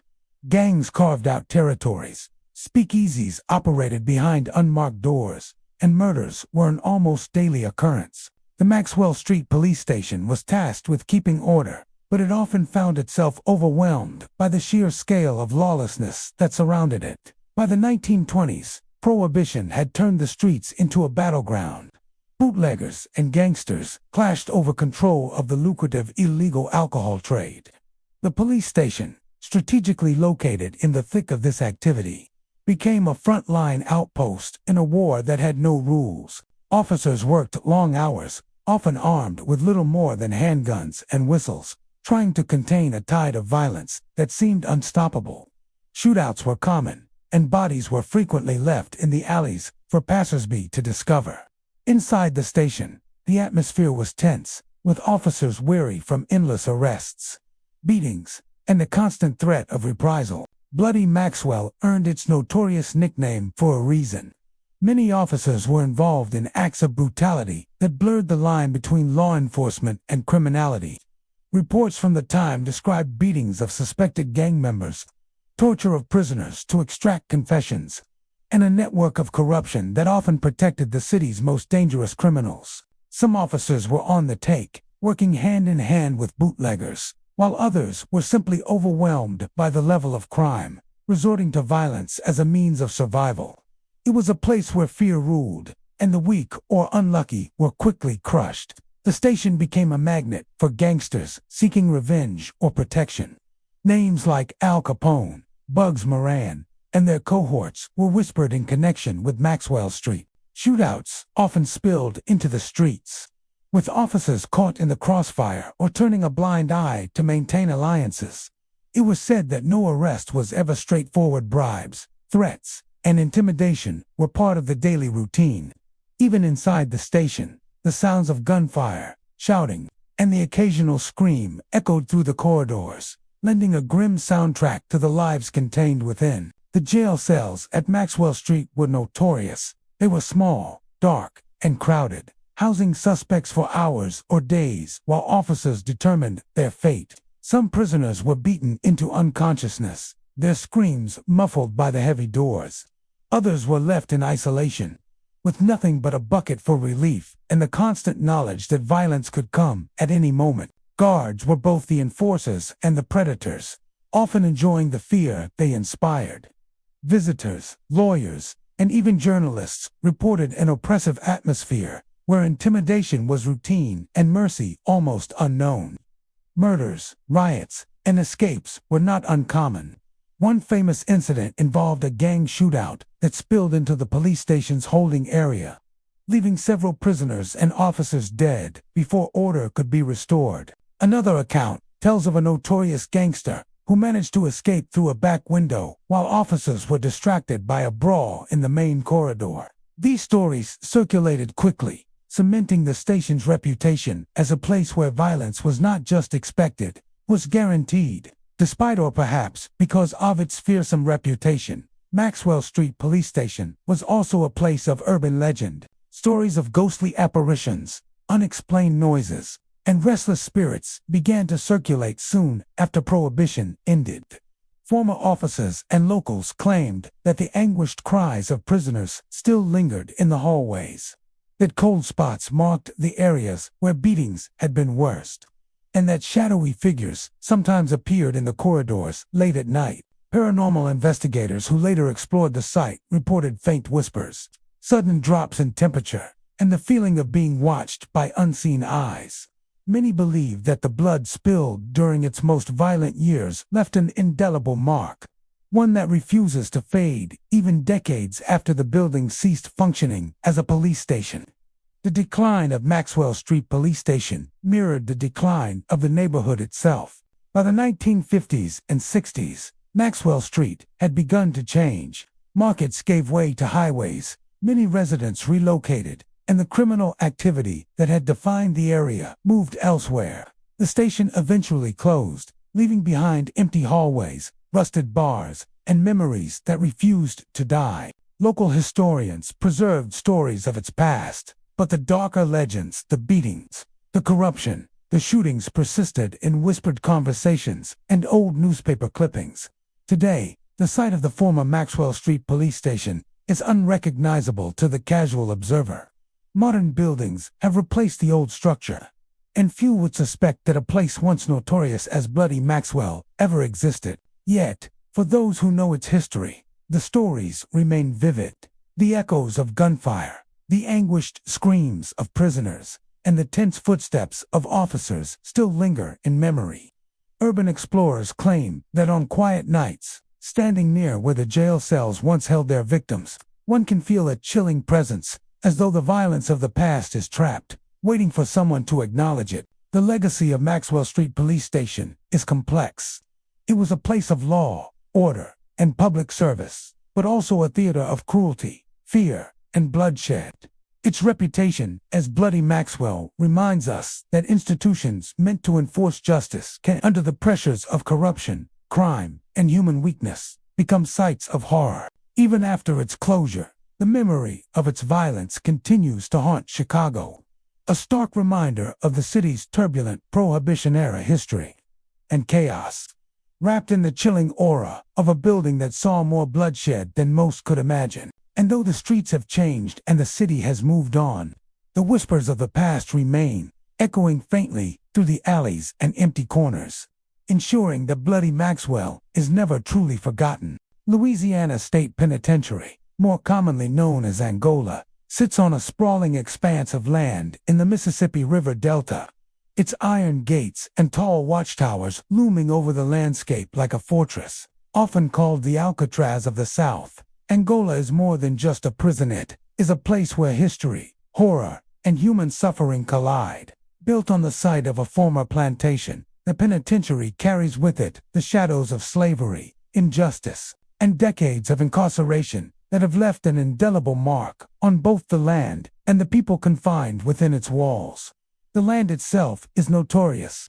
Before it became a prison in 1901, Angola was known as the Angola Plantation, named after the African country from which many of its enslaved workers were brought. The soil still holds the memory of chains, whippings, and unmarked graves. When the state converted it into a penitentiary, the echoes of the past did not disappear. They simply became part of a new chapter of confinement. The first inmates were mostly African American men, forced into labor in a system that mirrored the brutality of the plantation era. From the start, Angola was a place of hard labor, harsh discipline, and relentless punishment. The prison covers more than 18,000 acres, making it the largest maximum security prison in the United States. Inmates work the fields, tend livestock, and perform maintenance under the watchful eyes of armed guards. The environment is oppressive, even to those who have spent their lives behind bars. The sweltering heat of Louisiana, the dense fogs that roll across the fields in the early morning, and the long, empty stretches of land contribute to a sense of isolation and dread. For decades, Angola has been the backdrop for stories of violence, despair, and the struggle for survival. Angola's reputation for harshness is matched by its notoriety for haunting. Both inmates and visitors have reported eerie phenomena that seem to originate from the land itself. Many claim that the spirits of enslaved people who toiled and died on the plantation never left, lingering among the modern prisoners as a reminder of suffering and injustice. Shadowy figures are said to move across the fields at night, and cold drafts sweep through the old cell blocks, even on the hottest summer days. Some guards report hearing whispers or footsteps when no one is around, and inmates have spoken of sudden chills and feelings of being watched. The cell blocks themselves are imposing, with tall walls, narrow hallways, and small, iron-barred cells. Each space seems to carry the weight of countless lives spent in fear and confinement. Some of the older buildings were constructed using the foundations of plantation structures, embedding the past into the very walls of the penitentiary. Prisoners report doors slamming without cause, lights flickering unexpectedly, and distant sounds of cries echoing through the corridors. Many swear that Angola is a place where the line between the living and the dead is blurred. Executions add another layer to Angola's haunted legacy.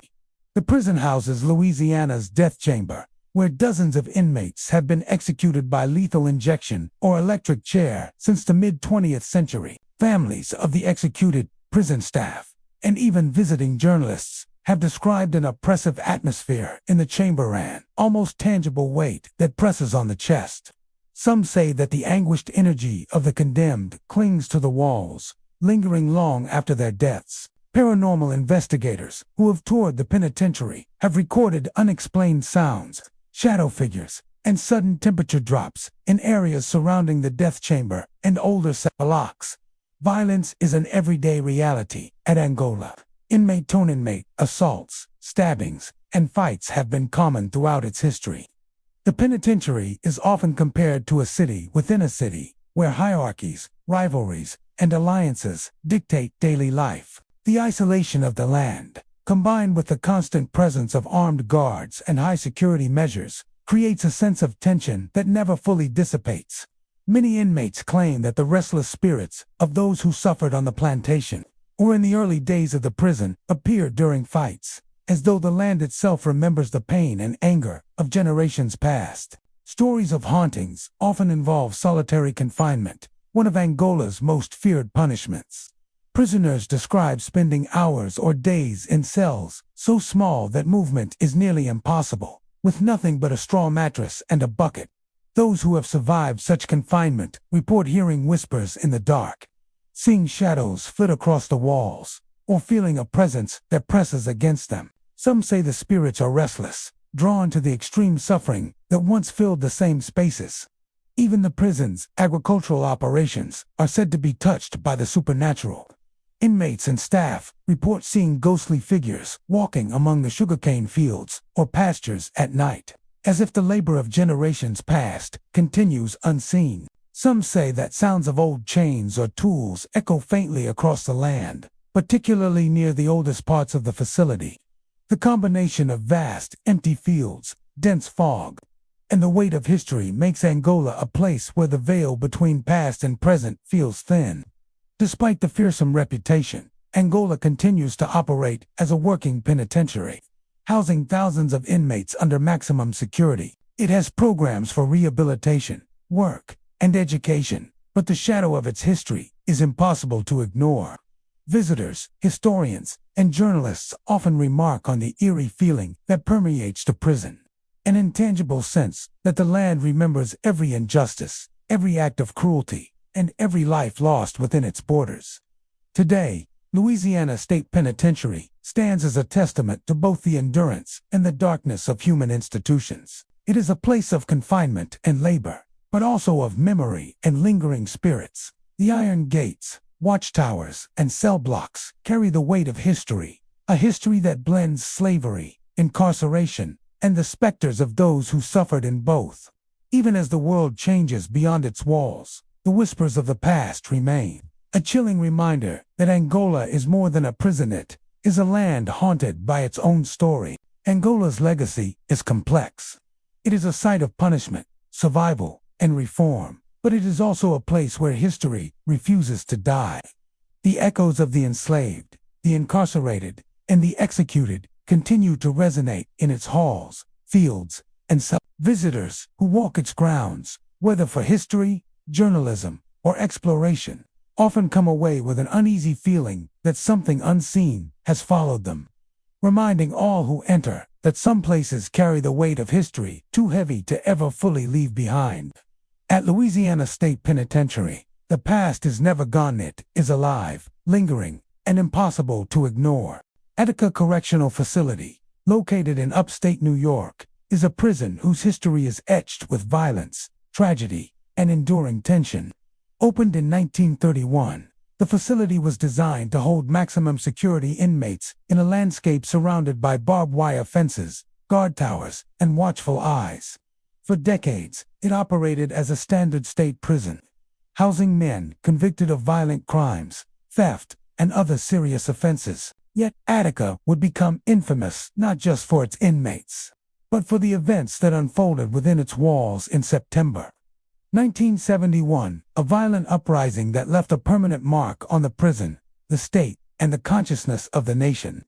The Attica uprising began on September 9, 1971. Sparked by long-standing grievances over overcrowding, poor living conditions, and mistreatment by guards. Inmates demanded basic human rights, access to education, better medical care, fair visitation policies, and the ability to communicate with the outside world. What began as a peaceful protest quickly escalated into a full-scale rebellion when prisoners seized control of the cell blocks, taking 42 staff members hostage. The prison became a city within itself, with inmates organizing patrols, creating makeshift leadership structures, and negotiating with officials. For 4 tense days, Attica existed under a fragile truce, a strange coexistence of fear, authority, and determination. Authorities in Albany, under immense pressure to regain control, ultimately decided to storm the facility. On September 13th, New York State Police and correctional officers used tear gas, rifles, and tanks to retake the prison. The resulting chaos was devastating. 43 people died, 33 inmates, and 10 hostages, including correctional officers, civilians, and prisoners caught in crossfire. Hundreds were injured, some permanently, and the prison itself was left scarred, both physically and emotionally. The tragedy of Attica sparked outrage nationwide, drawing attention to systemic issues in the American prison system. and cementing the facility in the public imagination as a symbol of unrest, oppression, and loss. Even decades later, Attica's reputation carries a shadow. The prison continues to operate as a maximum security facility, but stories of unrest, unrestful energy, and strange occurrences persist. Some guards and staff claim that the atmosphere in the older sections of the prison feels different, heavier, almost alive with echoes of the past. Visitors and employees report hearing faint chants in the corridors at night, the rhythmic sound of unified voices rising and falling, as if the prisoners of 1971 are still marching in protest. These sounds are subtle at first, barely audible over the hum of the lights, but they grow more distinct in the empty hours, lingering long after the building seems to have settled into silence. Other phenomena are less auditory but equally unsettling. Staff members frequently report footsteps echoing through deserted hallways, the sharp click of boots on concrete where no one is present. Doors sometimes swing open or shut without explanation, and the cold spots in certain cells are said to be almost unnatural, chilling those who pass through to the bone. Inmates themselves have occasionally remarked on the sensation of being watched by invisible eyes, as if the history of the rebellion exerts a presence that transcends time. These experiences have led some to speculate that Attica is haunted, a place where the anguish and anger of past lives refuse to fade. The architecture of Attica contributes to this eerie reputation.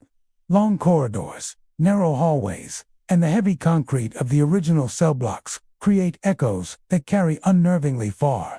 In the older wings, the paint is cracked, the walls faded, and the steel bars are pitted and worn, each imperfection telling a story of countless years of incarceration. It is in these areas that the most reports of ghostly activity occur, particularly in the cell blocks that were central to the 1971 uprising.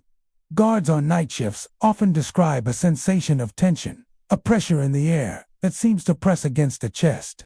Some say that the collective energy of fear, frustration, and defiance from the uprising lingers, an invisible force that refuses to dissipate despite decades passing. Despite the grim history, Attica remains a working prison, housing thousands of inmates. Programs for rehabilitation, education, and work exist alongside the daily routines of security checks, meal distribution, and labor assignments. Yet, the duality of the prison is palpable, a place of order and discipline on the surface, but beneath it, a weight of history and memory that many claim is impossible to ignore. The prison's past has left a mark not only on those who lived through the uprising, but also on the building itself, which seems to hold the memories of those turbulent days. The stories of ghostly activity at Attica are not confined to hearsay. Several journalists, researchers, and paranormal investigators who have visited the prison describe an undeniable sense of unease. Some have recorded faint voices when no one else is present, soft murmurs repeating words that cannot be fully understood. Others report the smell of smoke or gunpowder in areas that have been undisturbed for years. Sensations reminiscent of the violence and chaos of 1971. These occurrences, combined with the facility's notorious history, have made Attica a place of fascination for those interested in both true crime and the supernatural. Even for those uninterested in ghosts, the prison is a reminder of human endurance under extreme conditions. The 1971 uprising demonstrated the power of collective action, the desperation born of injustice, and the high cost of violent suppression. The physical scars of the rebellion, broken doors, worn cell blocks, and faded paint remain as tangible reminders of the events. Staff and inmates alike are conscious of the history surrounding them, a history that has shaped the culture and atmosphere of the facility for generations. Attica Correctional Facility stands today as both a functioning prison and a monument to a dark chapter in American history. The memory of the 1971 uprising continues to resonate, not only in the policies and practices of correctional institutions, but also in the stories told by those who work and live within its walls. The echoes of chants, the footsteps in empty hallways, and the lingering sense of unrest all contribute to the prison's reputation as a place where the past refuses to remain silent. In Attica, The line between history and legend, between memory and haunting, is blurred, leaving an indelible mark on anyone who enters. Even decades after the uprising, when night falls over the sprawling facility, some say the voices rise once more. In the older sections of the prison, where the spirit of defiance burned brightest, faint chants can still be heard, carrying with them the weight of lives lost and a story of struggle that refuses to be forgotten. At Attica, the past is never gone. It walks the corridors, whispers in the empty cells, and reminds all who listen that some history is impossible to silence. Folsom State Prison, nestled in the rolling hills of California's Central Valley, is a facility whose walls have witnessed more than a century of crime, punishment, and unrest. Opened in 1880, it is one of the oldest prisons in the state and has long carried a reputation for being both formidable and unyielding. Designed to house the most dangerous criminals, Folsom quickly became known for its strict regimen, grueling labor programs, and an atmosphere charged with tension, fear, and violence. Over the decades, the prison has endured riots, gang conflicts, and countless incidents of brutality, cementing its place in history as one of the most notorious correctional facilities in America. From its earliest days, Folsom was built to impose control through structure and isolation. The sprawling complex, surrounded by high concrete walls, guard towers, and barbed wire, was designed to contain and manage men who were deemed irredeemable. The interior was unforgiving. Long corridors lined with cells barely wide enough for a cot, cold steel bars, and narrow windows that allowed only slivers of light. Prisoners worked long hours in factories, fields, and workshops, their labor a central part of the facility's operations. Overcrowding soon became a persistent issue, and with it came a rise in tensions, fights, and unrest. Violence became part of daily life at Folsom. Gang conflicts erupted frequently, fueled by rivalries that extended beyond the prison walls. Cells became battlegrounds, and corridors were often sites of ambushes or sudden attacks. Riots erupted sporadically throughout the 20th century, some ignited by poor living conditions, others by disagreements between guards and inmates. These events left scars, both physical and psychological, as prisoners and staff alike lived under constant threat. Deaths were not uncommon, whether from fights, punishment, or accidents, and the reputation of Folsom as a brutal, uncompromising institution grew with each incident. The prison is perhaps most infamous for its death row and execution facilities. For decades, inmates sentenced to capital punishment awaited their fate in confined cells, each day weighed down by the knowledge that the end could come at any moment. The fear and despair associated with death row seeped into the psyche of the prison, leaving an imprint that some claim still lingers. Visitors to the old wings report an oppressive atmosphere, a tangible heaviness in the air, and an unshakable feeling of being watched. The walls, soaked with decades of anguish, seem to hold the memories of those who endured their final hours within them.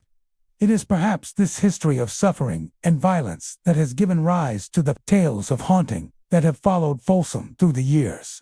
Staff members, prisoners, and visitors alike report unexplained phenomena: cell doors slamming without cause, lights flickering on and off, and the occasional sighting of spectral faces in barred windows. Some claim to hear footsteps echoing down empty corridors, the measured tread of someone walking where no one should be. Others have described hearing whispers or murmurs coming from cells that have been long abandoned, as if the voices of former inmates refuse to be silenced. Ghost tours, which have become a feature for the curious and the brave, often point to the death row wings as particularly active areas. Tour guides tell stories of shadows passing along the narrow hallways, cold spots that appear suddenly, and fleeting glimpses of figures standing behind bars before vanishing into thin air.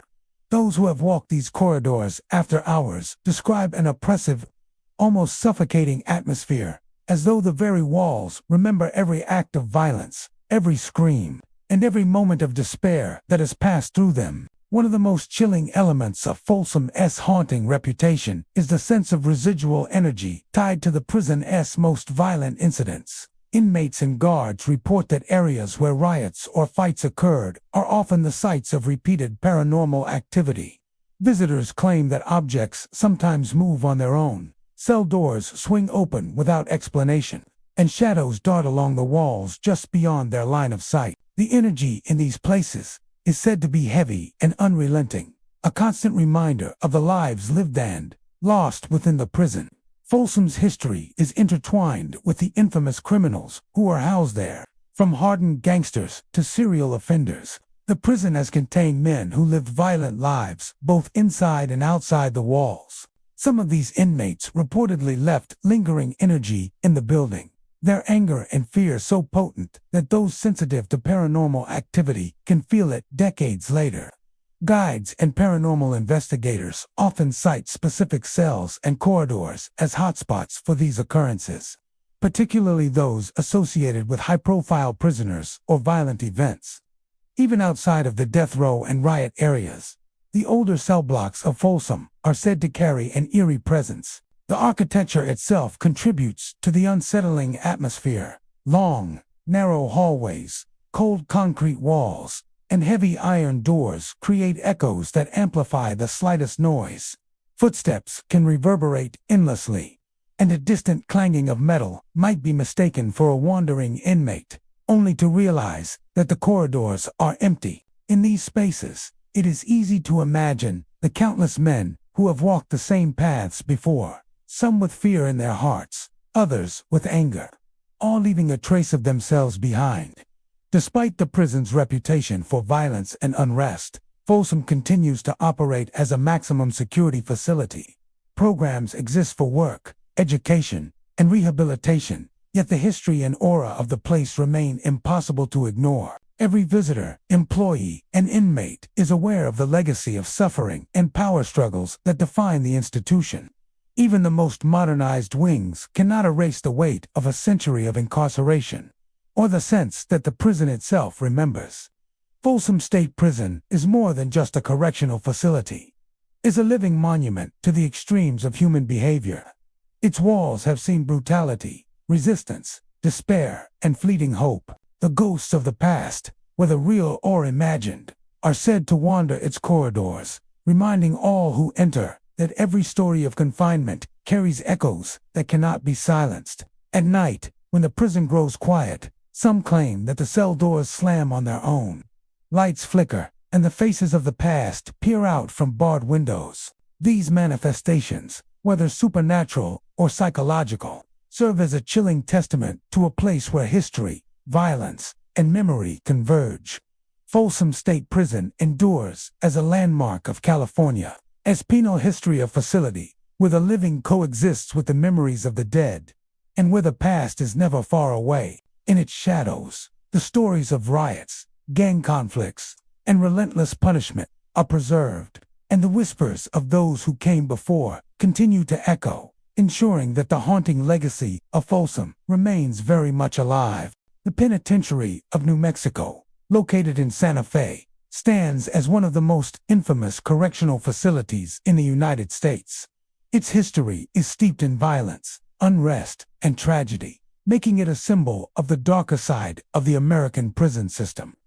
Built to house the state's most dangerous offenders, the penitentiary has long struggled with overcrowding, poor conditions, and escalating tensions among inmates. But it was the events of February 2, 1980, that etched its name into history and into the realm of paranormal lore. A brutal riot that would claim the lives of 33 men and leave a mark on the prison that some claim still lingers to this day. The 1980 riot at the Penitentiary of New Mexico was the culmination of years of simmering tension. Inmates had grown frustrated with harsh conditions, insufficient medical care, limited access to recreation, and overcrowded cells. The state's prison system, already strained and underfunded, was unprepared for the level of unrest that erupted that February day. What began as an organized protest quickly spiraled into chaos, with inmates seizing control of sections of the prison and battling guards and each other for dominance. The violence was indiscriminate, savage, and devastating. By the time the riot was quelled, 33 inmates were dead, many of them beaten or stabbed in brutal attacks. Dozens more were injured, some permanently, and the prison itself bore the scars of the conflict. Walls were bloodied, cells were destroyed, and the air was thick with the lingering stench of fear, smoke, and blood. Staff who survived described scenes of chaos that would haunt them for the rest of their lives. Officers forced to choose between the lives of inmates and their own safety. Men cowering in corners and the echoing screams of the dying filling the hallways. It was one of the deadliest prison uprisings in American history, and its aftermath left the community shaken and a facility traumatized. Even decades later, the Penitentiary of New Mexico carries a reputation that is difficult to ignore. Staff and correctional officers who work the night shifts and the older wings often report experiences that defy explanation. Footsteps echoing through empty hallways, cell doors clanging without cause, and sudden drops in temperature are common occurrences. Many believe that the violent energy of the 1980 riot lingers in the prison, manifesting in subtle yet chilling ways. Some say that the cries of the deceased inmates can still be heard in the dead of night, a reminder of the terror that once engulfed the facility. Paranormal investigators who have explored the penitentiary describe a variety of unexplained phenomena. Rectifiers and thermal cameras often detect cold anomalies in areas where no physical drafts exist. These temperature drops are frequently accompanied by a feeling of being watched, or by fleeting shadows moving just beyond the range of vision. Audio recordings sometimes capture faint voices or indistinct whispers, which seem to echo from the walls themselves. In the old wings, particularly those damaged during the riot, the activity is said to be more pronounced, as if the trauma of that day has left an imprint on the very structure of the building. The architecture of the penitentiary contributes to the unsettling atmosphere. Narrow corridors, high ceilings, and heavy steel doors create acoustics that amplify even the smallest sound, making ordinary noises pipes, groaning, doors clanging, footsteps on concrete take on a menacing quality.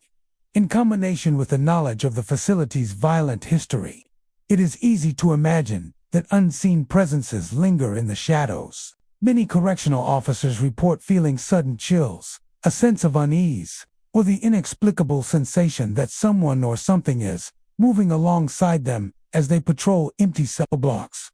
Some of the haunting accounts center around specific areas of the prison.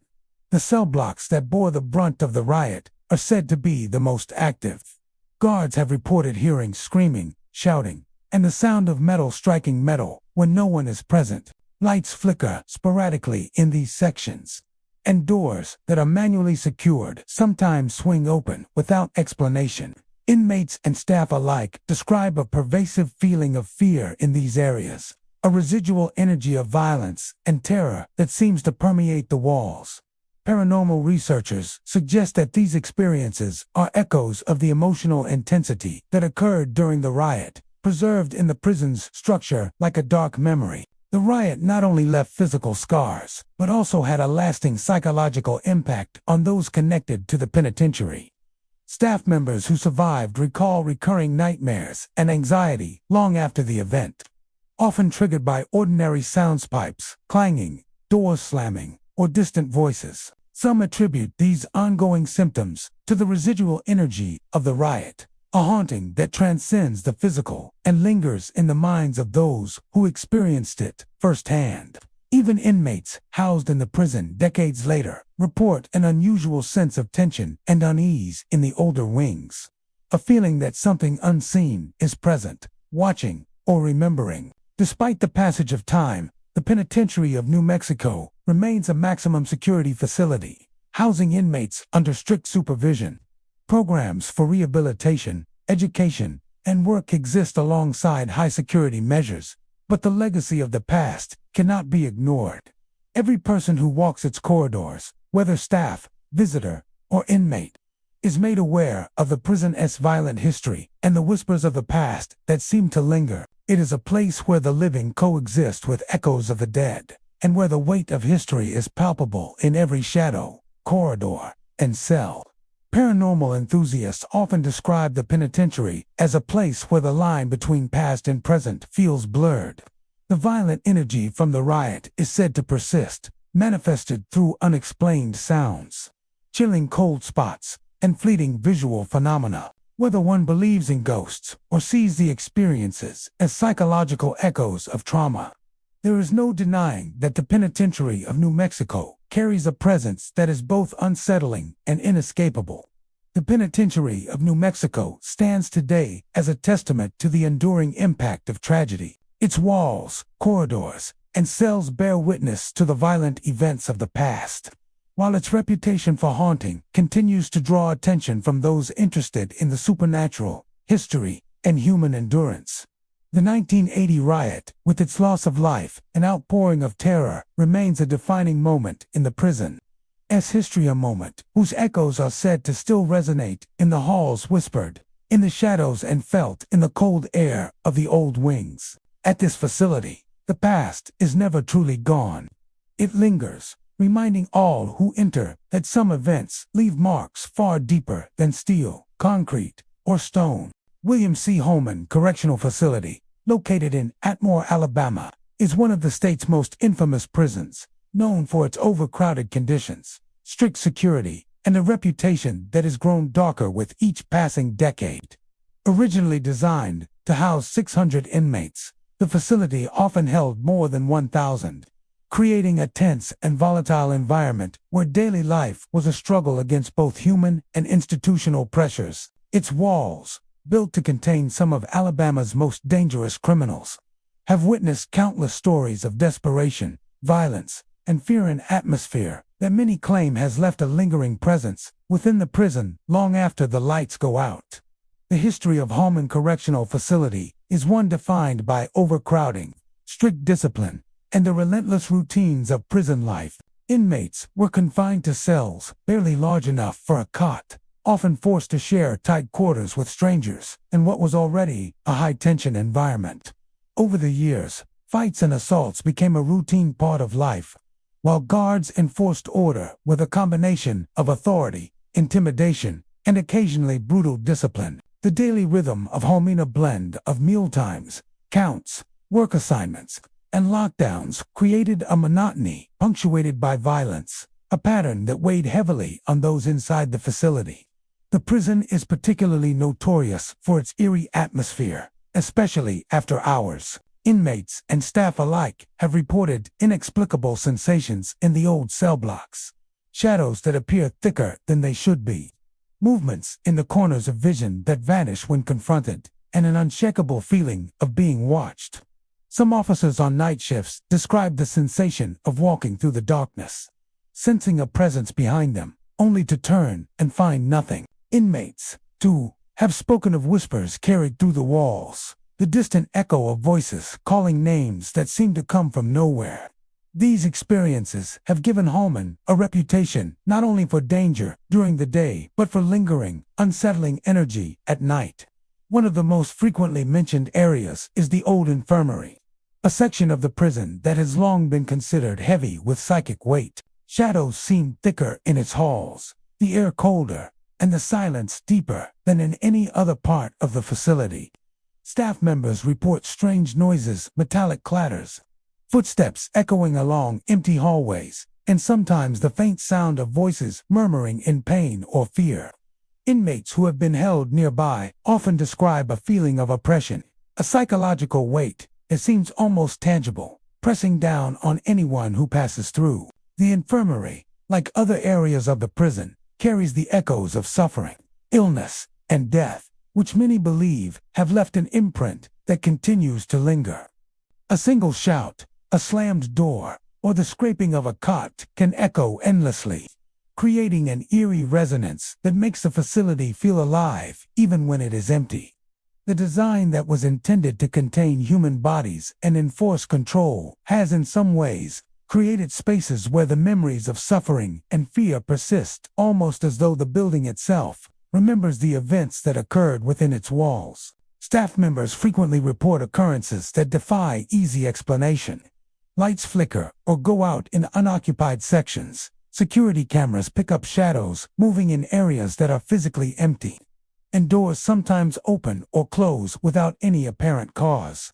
Some correctional officers claim to have heard distant calls for help, faintly carried through the walls, or to have felt sudden chills in areas where no air conditioning or drafts exist. These experiences, while often dismissed as stress or imagination by outsiders, are so common at Holman that they have become part of the facility's lore.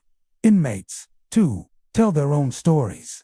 Those who have spent time in the older blocks speak of feeling a presence in dark corners, an unseen observer tracking their movements. Some describe glimpsing shadowy figures in their peripheral vision, disappearing when looked at directly. Others have heard unexplained noises, soft whispers, doors opening and closing, and footsteps pacing in cells adjacent to their own, though the cells are empty. Many prisoners come to accept these phenomena as part of life in Holman, a subtle but persistent reminder of the prison's long and turbulent history. The stories of haunting at Holman are not limited to individuals' experiences. They are also tied to the events that have shaped the prison itself. Overcrowding, fights, assaults, and the daily stress of confinement have created an environment charged with tension and emotion. The cumulative energy of fear, anger, and despair is said by some to have left traces that manifest in paranormal ways, particularly in the older sections of the prison where those emotions were most intense. The old infirmary, once the site of sickness, injury, and sometimes death, is believed to be the epicenter of this lingering psychic weight, a place where the past is most alive. Despite the stories of ghosts and unexplained phenomena, Holman Correctional Facility remains a functioning prison, with staff, inmates, and administration working within its walls every day. Programs for rehabilitation, labor, and education continue alongside strict security measures. Yet, the reputation of the facility as a place with a dark past and a lingering presence is widely acknowledged, shaping how people perceive and experience life inside its walls. New staff are often warned about the old wings, the infirmary, and the strange feelings that sometimes accompany routine patrols. Inmates, too, learn quickly that Holman is a place where danger comes from both the living and, according to legend, the unseen. The haunting legends of William C. Holman Correctional Facility serve as a chilling reminder of the prison's history and the human suffering that has occurred within its walls. From slamming cell doors to flickering lights, shadowy figures, and the oppressive atmosphere of the old infirmary, the facility carries the echoes of its past. A persistent energy that seems to linger long after the immediate dangers of prison life have passed. Whether one interprets these experiences as paranormal, psychological, or a combination of both, there is no denying that Holman possesses an aura of unease that leaves a lasting impression on anyone who walks its halls. William C. Holman Correctional Facility is more than a prison. It is a living monument to decades of confinement, struggle, and human endurance. The stories of fear, suffering, and unexplained phenomena continue to circulate among staff and inmates, ensuring that the past is never truly gone. In the dark corners, empty blocks, and particularly the old infirmary, the shadows of history remain, whispering the weight of lives lived under the unyielding gaze of Holman's walls. For those who enter its gates, the prison is not just a place of containment. It is a place where the echoes of the past are ever present, shaping the atmosphere and the experiences of all who walk its corridors. Thompson Correctional Center, located in the northern reaches of Illinois near the Mississippi River, is a modern prison by design, yet it carries a reputation that belies its relatively recent construction. Opened in 2001, the facility was intended to house maximum security inmates, with state-of-the-art infrastructure and strict security protocols. Despite its new walls and modern architecture, Thompson quickly gained notoriety for the violence that occurs within, as well as allegations of guard brutality, inmate abuse, and a harsh environment that has left a lasting impression on those confined there. For many who spend time inside its walls, the prison is more than just a place of incarceration. It's a place where tension, fear, and even unexplained phenomena seem to linger long after dark. Thompson's layout reflects its role as a maximum security institution. The prison includes special management units, SMUs, where the most volatile or dangerous inmates are confined. These units are designed to isolate prisoners who pose risks to others. But they are also spaces where the intensity of emotion, despair, and aggression is concentrated. Inmates in the SMU spend much of their day in solitary confinement, interacting minimally with staff and virtually no contact with other prisoners. Over time, this combination of isolation and heightened tension has created an environment that many describe as suffocating, both psychologically and physically. Within the SMUs, whispers of haunting are common among inmates. Stories circulate of souls wandering through the narrow corridors, unseen but felt, particularly at night. Some describe the sensation of being watched, a heavy presence pressing against them even when they are alone. Doors that are bolted tight sometimes open slowly on their own, and lights flicker in empty cells as though someone or something is moving unseen through the block. These experiences are not confined to one isolated cell or corridor. Multiple reports suggest that the energy in the SMU is pervasive, touching every corner, echoing with the residual tension of decades of fear, anger, and despair. The prison's reputation for violence and allegations of guard brutality only amplify the sense of unease. Accounts of mistreatment, intimidation, and harsh punishments have emerged over the years, creating a tense atmosphere where inmates feel perpetually on edge. Guards, charged with maintaining order, are often described as uncompromising, enforcing strict discipline with minimal tolerance for disobedience. Within this dynamic, the line between legitimate security measures and excessive force is sometimes blurred, leaving prisoners to navigate a constant landscape of anxiety and caution. The psychological impact of this environment is undeniable, and many believe it contributes to the paranormal activity reported within the prison. Staff who work the night shifts have their own stories. Correctional officers often report hearing faint footsteps in corridors when the SMU is empty, or the slow creaking of doors swinging open in areas that should be locked tight. Some describe a sudden drop in temperature in certain cells, accompanied by the sensation of an unseen presence. Lights flicker inexplicably, casting long shadows that seem to move independently of anyone in the room. These experiences, while difficult to verify, are frequent enough that they have become part of the lore of Thompson Correctional Center. Shared quietly among staff who have witnessed or experienced them firsthand, inmates, too, share accounts of eerie phenomena, often in hushed tones. Those confined in the SMUs speak of ghostly whispers echoing down the corridors, fleeting shadows glimpsed from the corner of their eyes, and doors that move without explanation. Some describe the sensation of being touched or brushed by an unseen presence, while others recount a pervasive feeling of being followed through the isolated corridors. Many inmates suggest that these occurrences are connected to the intensity of emotion in the prison. Anger, fear, and despair, accumulated over time in a concentrated space, leaving an imprint that persists even when the individuals responsible have moved on or passed away. The architecture and design of Thompson Correctional Center, while modern, seem to amplify these experiences. Long, sterile hallways, heavy steel doors, and narrow observation windows create an environment where sound travels and shadows stretch unnaturally. Even the smallest noise of footstep, the clanging of a metal tray, or the creak of a door can echo throughout the unit, magnifying the tension and unease already present in areas of the SMU where the most severe incidents have occurred. Many report that the atmosphere feels heavier, almost as if the walls themselves remember the suffering and unrest that has transpired within. Beyond the SMUs, other parts of Thompson carry a quieter, subtler sense of lingering tension. Staff and inmates occasionally report sensing presences in the darker corners of exercise yards, empty visitation rooms, or abandoned maintenance areas. While these experiences may be influenced by stress, isolation, and the mental strain of prison life, the consistency and detail of the reports make it clear that many within the facility believe the paranormal is real, an unseen extension of the prison's already oppressive environment.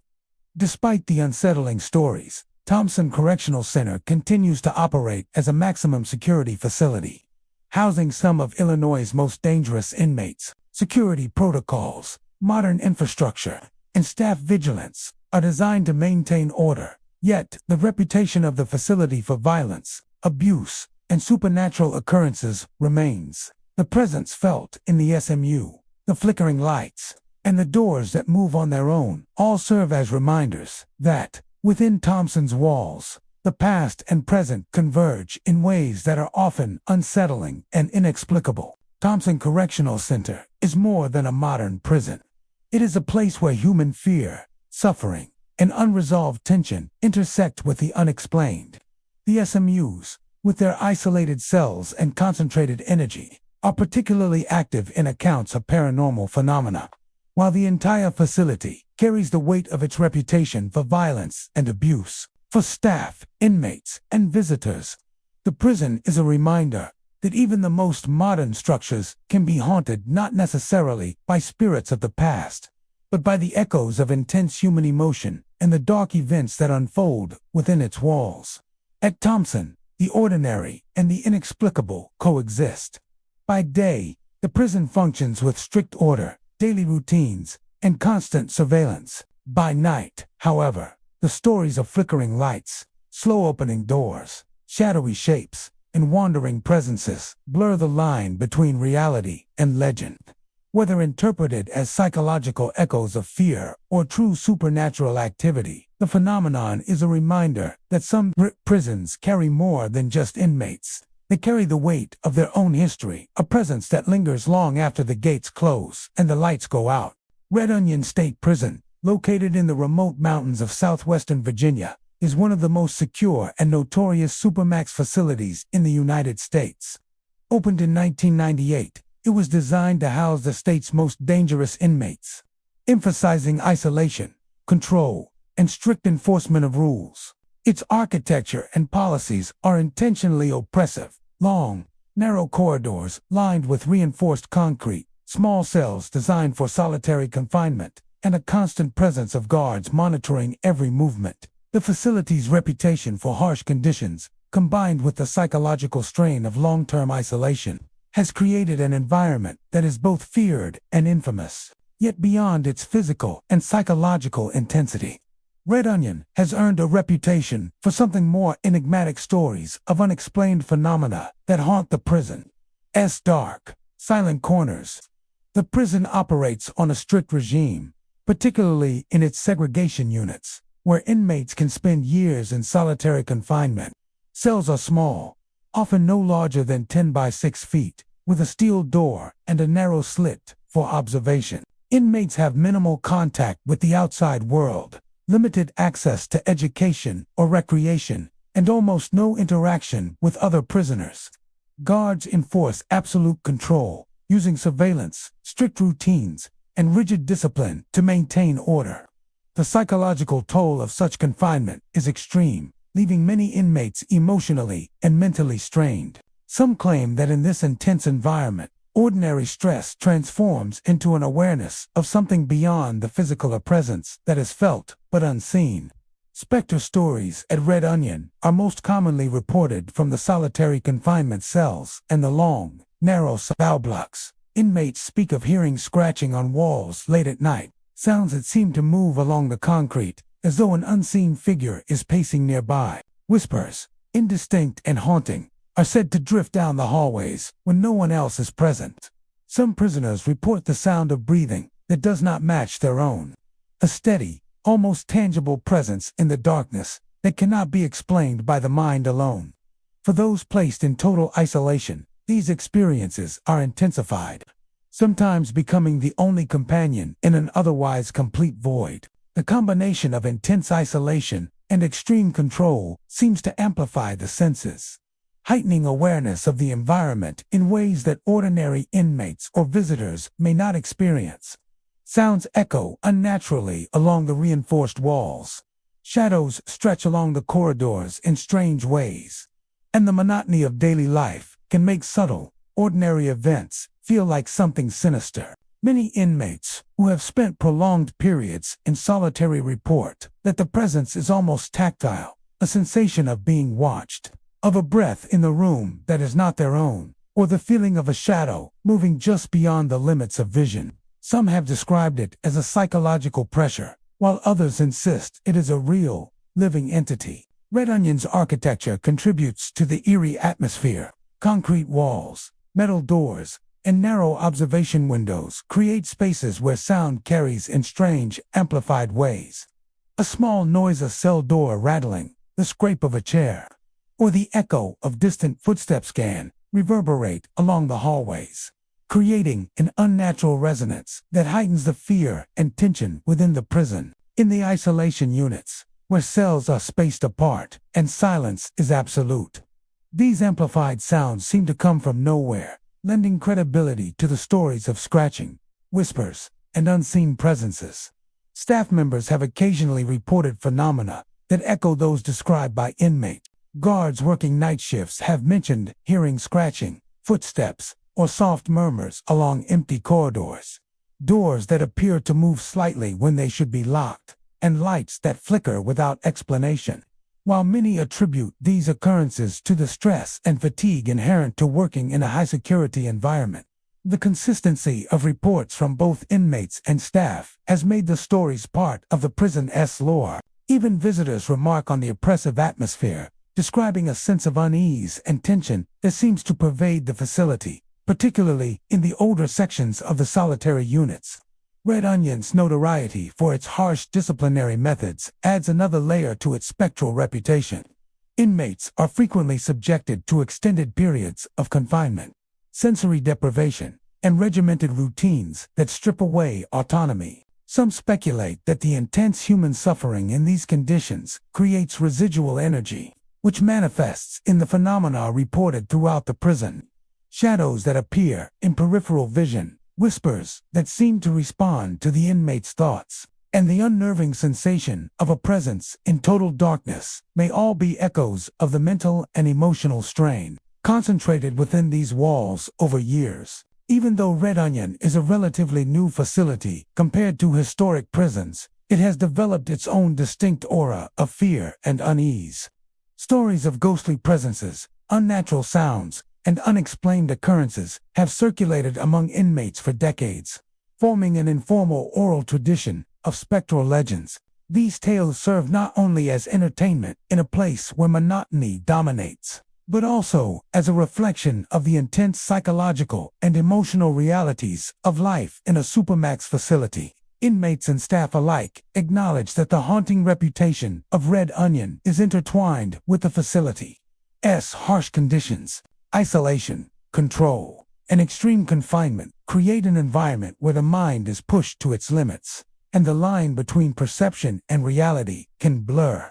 For some, the presence felt in the darkness may be a manifestation of the psychological pressures they endure.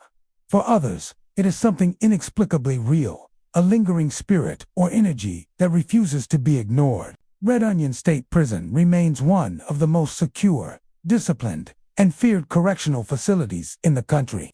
Its reputation for extreme control, strict isolation, and psychological intensity is matched by its growing legend of spectral activity.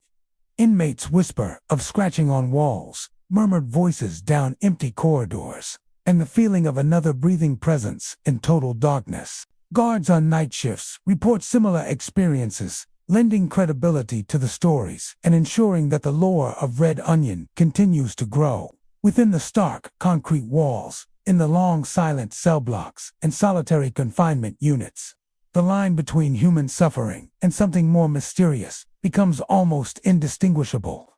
Red Onion State Prison is not merely a facility for containment. It is a place where intense emotion, fear, and history converge, leaving traces that some claim are still felt in the darkness. Across the United States, beyond the well-known haunted facilities, a number of lesser-known prisons and jails carry reputations for paranormal activity, often tied to the harsh conditions, violent histories, and isolated settings that marked their operations.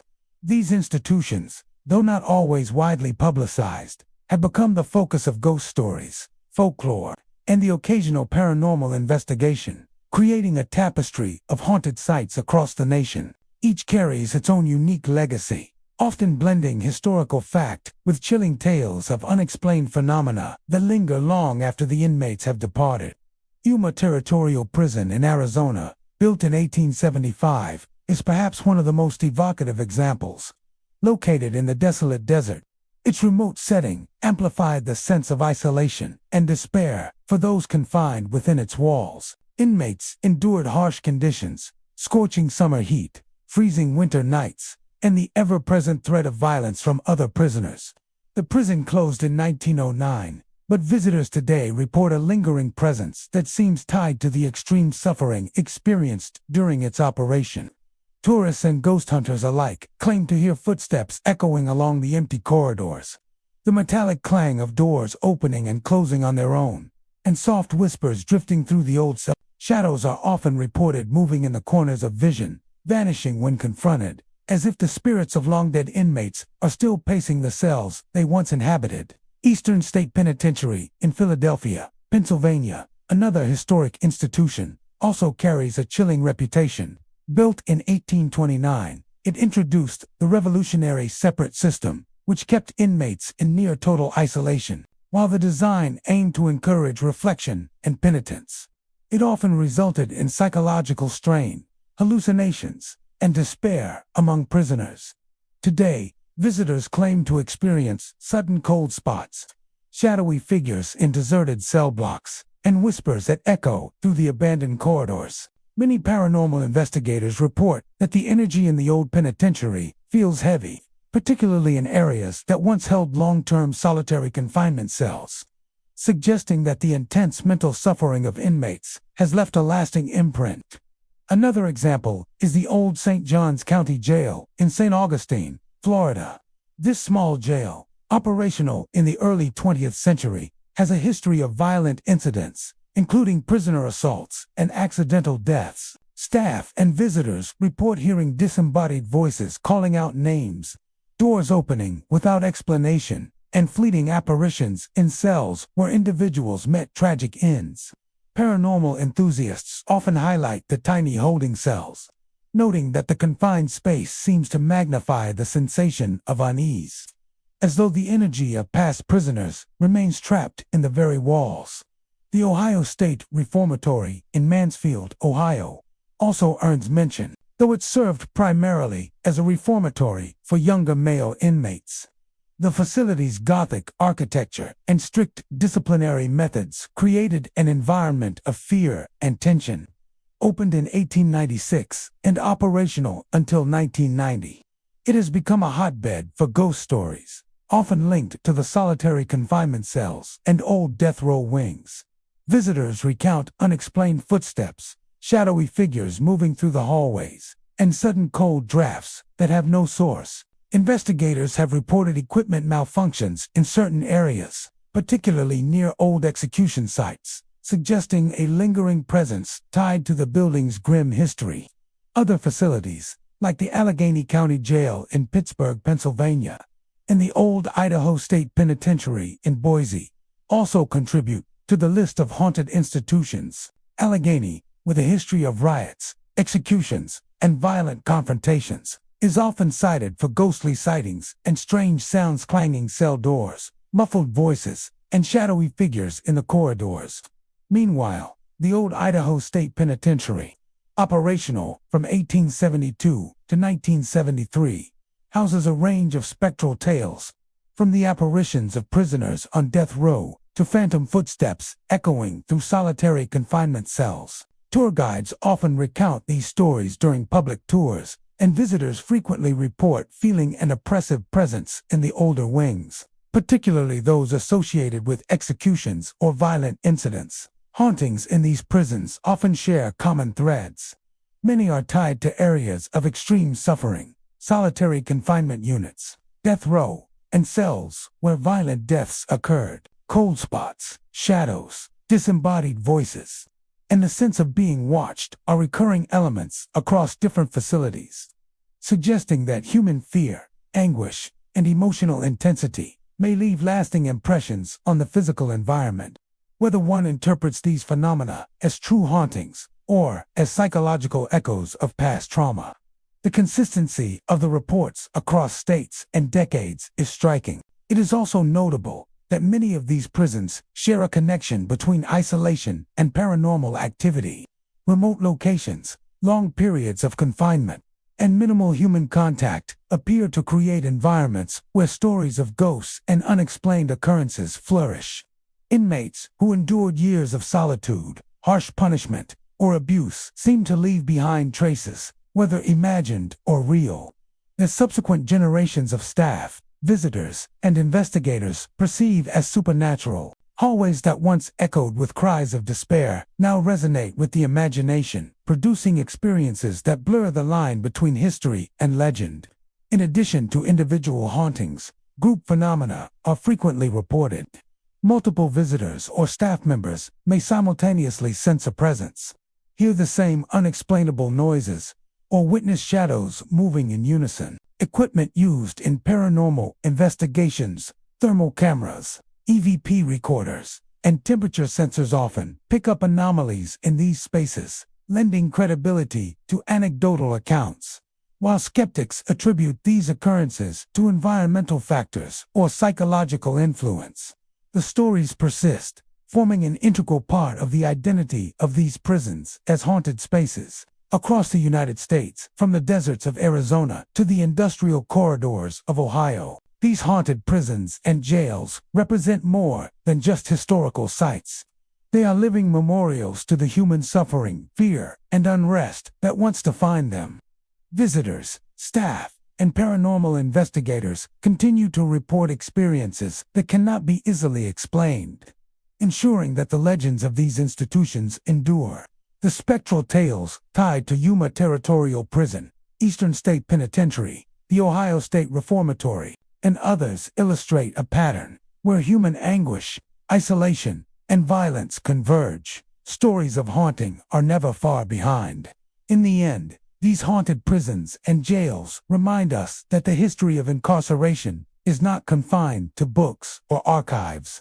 The memories, emotions, and events that occurred within these walls seem to linger, shaping the way we experience these spaces long after they ceased operating. Whether through whispers in deserted hallways, cold drafts in solitary cells, or shadows that move just beyond sight, the spirits of these forgotten institutions continue to tell their stories, inviting those who enter to confront both the history of human confinement and the mysteries that refuse to fade.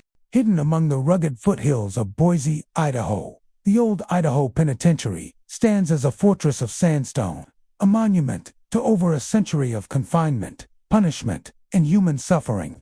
Constructed in 1870, it was built to house some of Idaho's most dangerous offenders and remained in operation until its closure in 1973. During that century, the penitentiary bore witness to countless stories of violence, despair, and death fires that ravaged sections of the facility, riots that broke out in desperation, daring escapes, and the grim reality of executions carried out in the open yard. Today, it is no longer a functioning prison, but its walls retain the echoes of the past, and the penitentiary has become renowned not only for its history, but for the paranormal tales that haunt its corridors. Life within the old Idaho Penitentiary was unforgiving. The cells were small, cramped, and stifling in the summer months while turning bitterly cold in winter. Inmates were confined for long hours in these harsh spaces, often sharing a single cell with another prisoner under conditions that made tempers flare and conflicts inevitable. Brutal punishments were commonplace, from extended isolation to corporal measures intended to enforce control and obedience. The executions carried out by hanging in the prison yard were a public spectacle for the remaining inmates and staff, a grim reminder of the consequences of crime and a source of terror for those confined within the penitentiary walls. Such harsh conditions created a charged atmosphere of fear, despair, and, according to many, lingering energy that refuses to dissipate even decades after the prison's closure. Many of the penitentiary's haunting tales center around Cell House 5, the section that once held death row inmates awaiting execution. Visitors frequently report the sound of phantom footsteps echoing along the empty corridors, often when no one is present. These footsteps seem to move with purpose, pacing the hallways as though the prisoners of the past are still walking the narrow paths to their fate. Some report feeling a sudden, inexplicable touch, hands brushing lightly against their necks or shoulders in a manner that evokes the presence of another being entirely. Others describe hearing muffled sobs or anguished murmurs drifting from cells that have been empty for decades, a chilling reminder of the despair that permeated the building during its operational years. Perhaps the most infamous area of the penitentiary is the old solitary confinement wing, known simply as Siberia. Isolated from the main cell blocks, Siberia was designed to house the most unruly or dangerous inmates, a place where silence, darkness, and isolation were used as tools of punishment. Inmates who were placed there for extended periods often endured severe psychological strain, and many recount that time spent in Siberia left permanent marks on their mental health. Today, visitors and paranormal investigators report sudden cold gusts that sweep through the wing, even during the hottest days of summer. The air in Siberia feels heavy, oppressive, and charged with a presence that seems almost tangible, as though the despair and anger of decades of confinement remain trapped within its walls. Paranormal investigators have been drawn to the old Idaho Penitentiary precisely because of its reputation. Using thermal cameras, EVP, electronic voice phenomena, equipment, and other detection tools, investigators have captured a number of unexplained anomalies. One of the most frequently reported phenomena is disembodied voices, often pleading or warning. Many claim to have recorded faint whispers urging, "Don't shut the door," a chilling echo from the solitary confinement cells or other areas where inmates once faced confinement and punishment. Lights sometimes flicker for no reason, and shadows are reported moving in ways that defy explanation, further fueling the penitentiary's reputation as a hotspot for paranormal activity. The architecture of the penitentiary itself contributes to its unnerving atmosphere. Built of heavy sandstone, the walls are thick and cold, and the narrow corridors amplify every sound, from footsteps to the distant clang of metal doors. Even minor noises reverberate through the building, creating an acoustic echo that can feel unnaturally close and personal. This, combined with the historical context of punishment, despair, and death, creates an environment in which visitors are highly sensitive to both real and perceived phenomena. Many who walk the halls report a feeling of being watched, a prickling sensation on the skin, or a sense of presence lingering just out of view. Death row, Siberia, and the cell blocks collectively tell a story of human suffering that extends beyond mere history. Each area is imbued with the memories of those who endured confinement, fear, and punishment. The combination of extreme isolation, harsh conditions, and tragic deaths seems to have left an imprint that manifests in subtle and overt ways. The footsteps in empty corridors, the muffled sobs, and the whispers pleading to avoid doors being closed are more than simple ghost stories. They are echoes of the emotions and experiences of those who lived, suffered, and died within the penitentiary walls. Visitors to the old Idaho Penitentiary today are struck not only by its historical significance, but also by the palpable atmosphere of the place. Tours often highlight the stories of executions, riots, and fires, but it is the personal accounts of unexplained phenomena that linger in the minds of those who walk the halls. Many report chills, sudden drops in temperature, or a feeling of being followed as they move through the deserted cell blocks. Even guides familiar with the building admit to experiencing inexplicable occurrences, suggesting that the penitentiary retains some presence that transcends explanation. From the echoes in Cell House 5 to the oppressive weight of Siberia, the old Idaho Penitentiary stands as a testament to the harsh realities of life behind bars and the lingering echoes of human suffering. Fires, riots, executions, and escapes are all part of its history. Yet the paranormal elements, phantom footsteps, cold gusts, whispered pleas, and shadowy presences, another layer to its legacy. Visitors, staff, and paranormal investigators continue to recount these experiences, ensuring that the penitentiary remains more than just a relic of the past.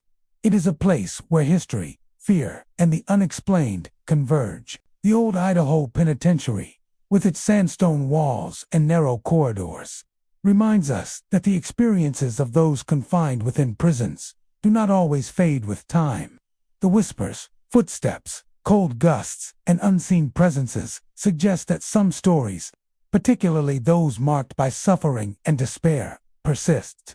It is a place where the past feels alive, where the walls remember, and where visitors cannot help but feel the weight of the penitentiary's dark history long after its doors were closed for the final time. Tucked deep within the Appalachian Mountains of Tennessee, Brushy Mountain State Penitentiary rises like a fortress from the rugged landscape. Opened in 1896, it was built to house some of the state's most hardened criminals and quickly earned a reputation as a place where violence, despair, and fear were constants of everyday life. The facility became infamous not only for the notorious inmates it contained, such as James Earl Ray, the assassin of Martin Luther King, Jr., but also for the brutal conditions and relentless enforcement of order that defined life within its stone walls.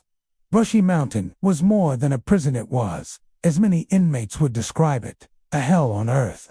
A place where survival demanded both cunning and endurance. The history of Brushy Mountain is drenched in blood and tragedy. From its earliest days, violence permeated the institution.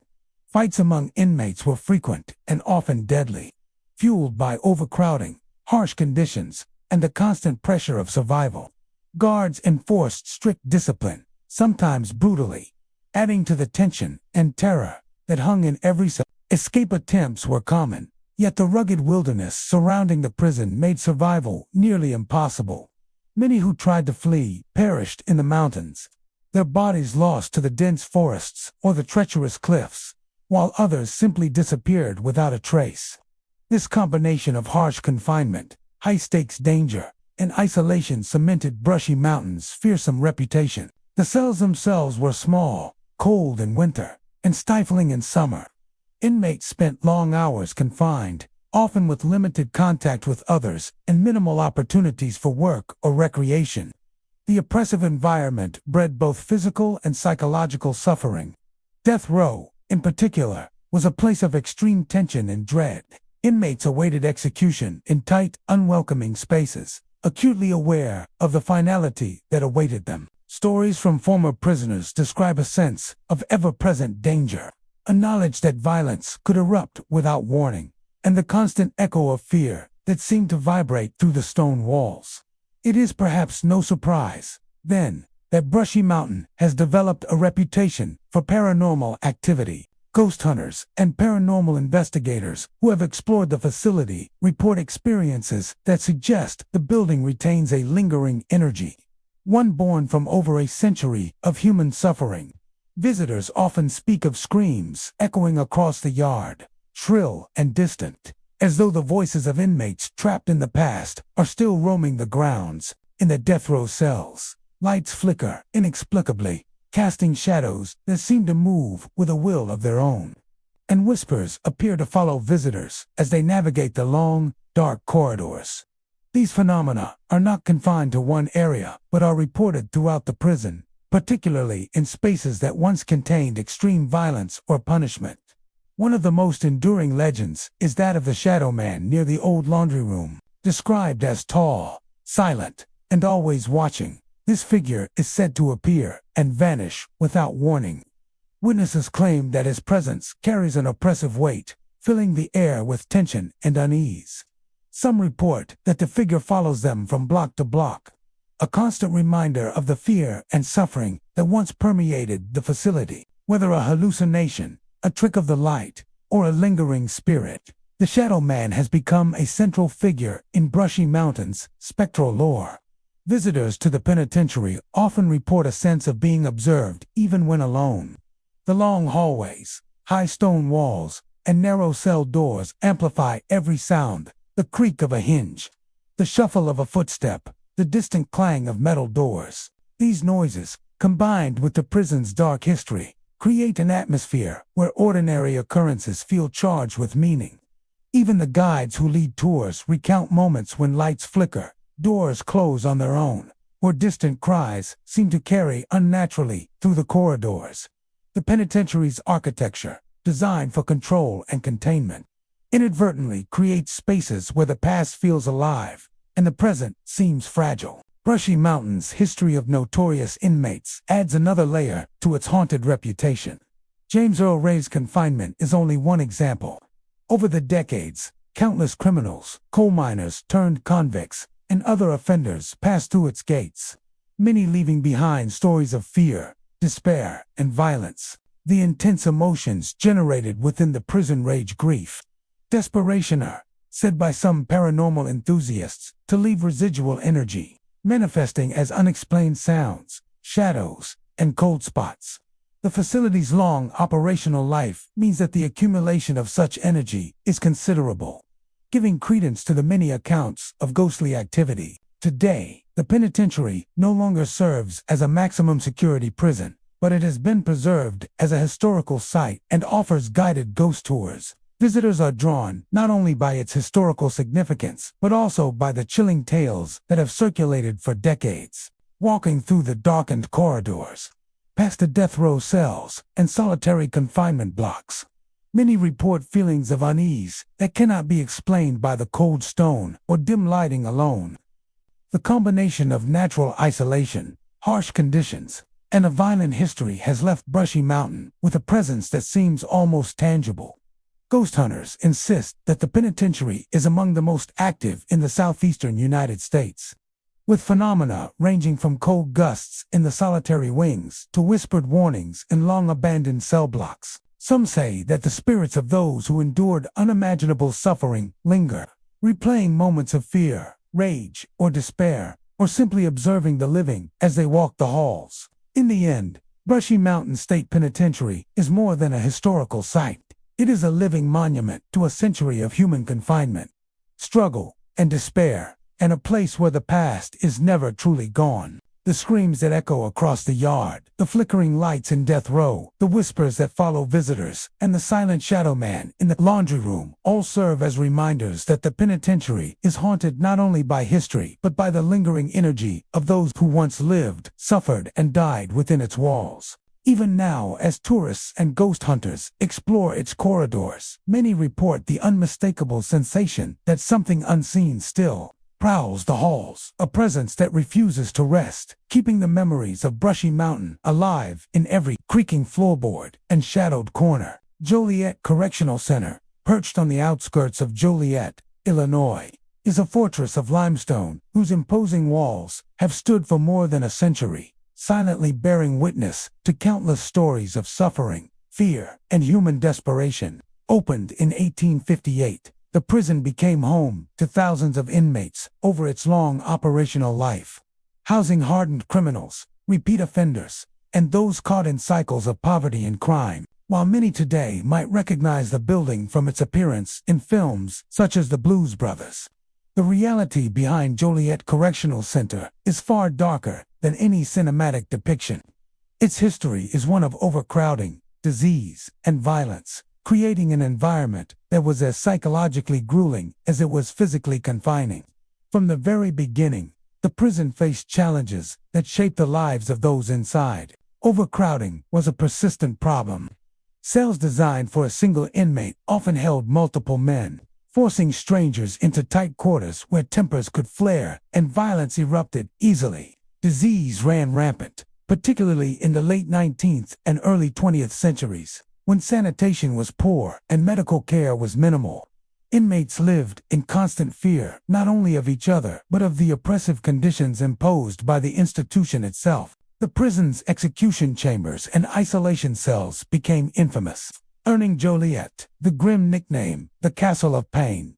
Death was a regular visitor here, whether through formal executions or the quiet toll of illness and despair. The architecture of Joliet Correctional Center only heightened the sense of dread. Its limestone walls, tall guard towers, and long, narrow cell blocks created a claustrophobic atmosphere where sound carried unnaturally and shadows seemed to linger long after the sun had set. Each corridor was a corridor of memory, heavy with echoes of past violence and despair. The isolation cells, designed to separate the most unruly or dangerous inmates, were particularly chilling. These small, confined spaces left men in total solitude, where the silence was broken only by the occasional creak of metal, the drip of water, or the distant, muffled sounds of life continuing elsewhere in the prison. Many who experienced these cells reported that the walls seemed to close in, pressing upon them both physically and psychologically. Accounts of haunting at Joliet Correctional Center are abundant and persistent. Locals often report seeing ghostly figures pacing the guard towers, moving with a precision and purpose that seems unnervingly human. The towers, once the center of vigilance and control, now appear to watch the surrounding grounds long after the prison has been abandoned. Visitors to the cell blocks describe sudden drops in temperature, shadows that flit across walls where no one is present, and whispers that call out names in a voice that seems to come from nowhere.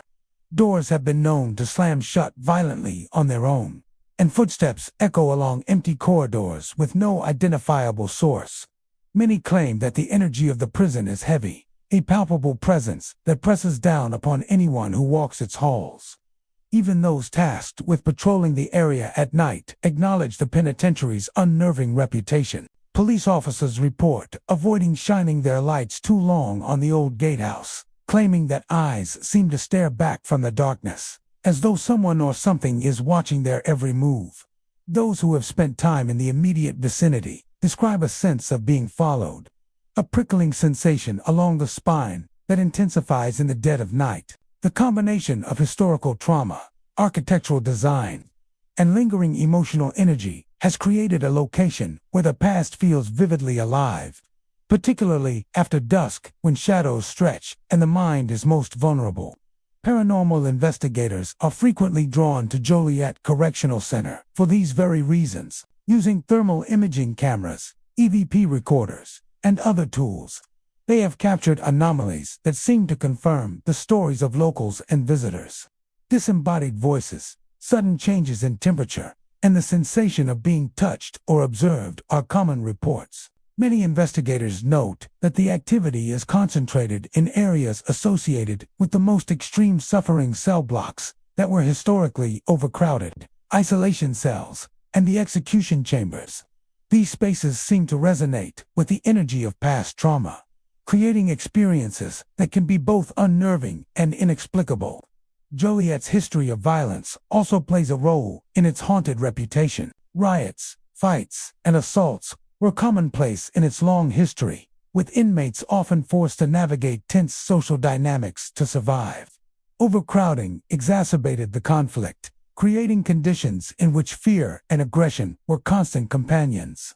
Guards maintained strict control through intimidation and force, and the combination of institutional authority and inmate violence created an atmosphere of perpetual tension. For those who believe in the paranormal, the intense emotional energy generated over decades has left an imprint on the structure itself, manifesting as the phenomena reported by visitors, staff, and investigators alike.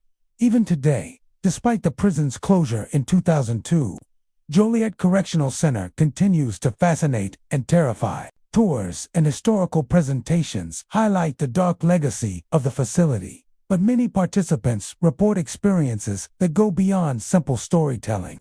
Whispers from unseen sources, sudden chills, doors that move on their own, and fleeting glimpses of shadowy figures are part of the shared lore. The prison's imposing presence and storied past make it clear that the walls of Joliet are not just stone, they are repositories of memory, suffering, and lingering energy. The combination of historical significance, architectural design, and decades of human suffering has cemented Joliet Correctional Center as one of Illinois' most haunted locations. From ghostly figures in the guard towers to clanging metal doors, whispered names, and unexplained temperature drops, the prison offers a chilling glimpse into the intersection of history and the paranormal. It is a place where the memories of inmates, the weight of institutional cruelty, and the passage of time converge, creating an environment in which the past refuses to remain silent. Joliet Correctional Center stands today as both a historical landmark and a spectral presence in the minds of those who visit. The limestone walls, abandoned cell blocks, and foreboding towers carry echoes of a century-long legacy of violence, despair, and fear. Ghosts, whether real or imagined, continue to pace the corridors, whisper in the shadows, and leave their mark on anyone who enters. For those who walk its halls, Joliet is not merely a relic of history, it's a place where the past lives on, watching, listening, and haunting every step along the way. Nestled in Fairfax County, Virginia, the Lorton Reformatory stands as a haunting reminder of a failed vision of reform. Originally opened in 1910, the facility was designed as a progressive institution where inmates could be rehabilitated through labor, education, and discipline, rather than simply punished. The plan was to teach skills, instill responsibility, and prepare men for a life outside prison walls. However, as decades passed, overcrowding, mismanagement, and the harsh realities of confinement transformed Lorton from a hopeful experiment into a place synonymous with misery, unrest, and terror. Its history is steeped in violence, despair, and dark events that have left echoes, both literal and spectral, within its abandoned halls.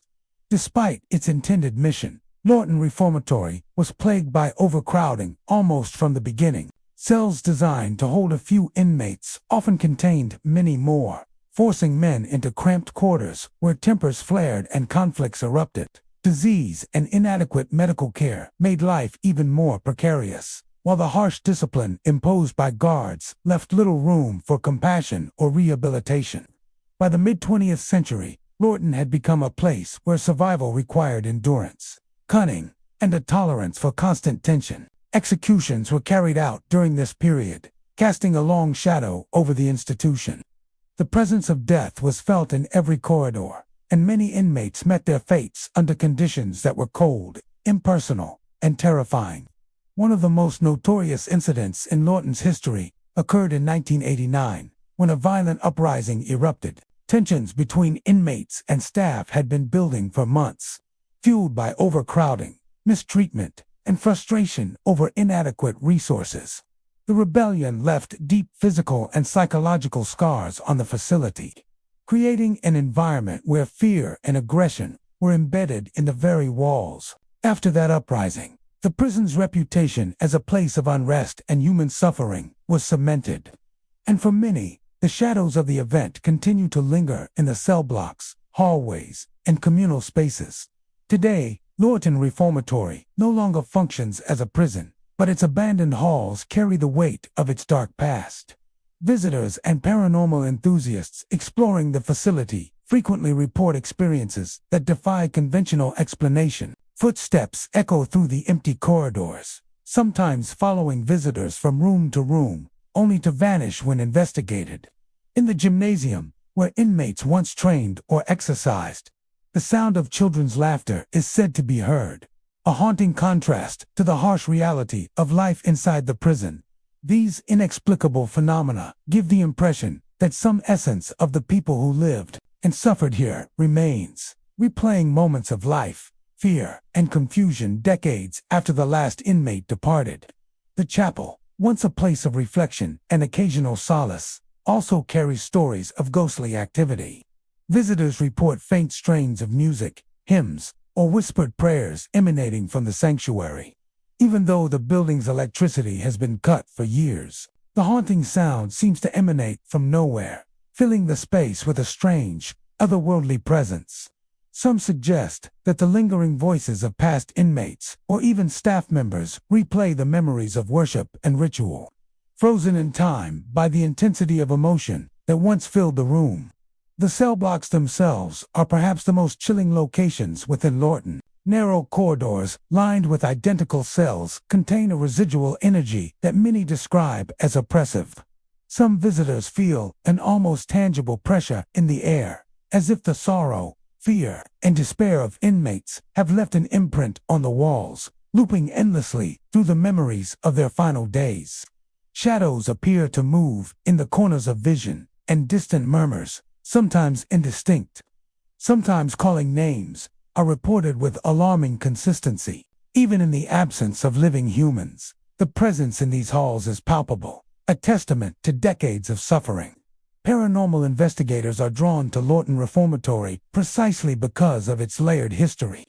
Using thermal cameras, EVP recorders, and other tools, they have documented anomalies that suggest more than coincidence. Sudden temperature drops, inexplicable noises, and the sensation of being watched are common reports.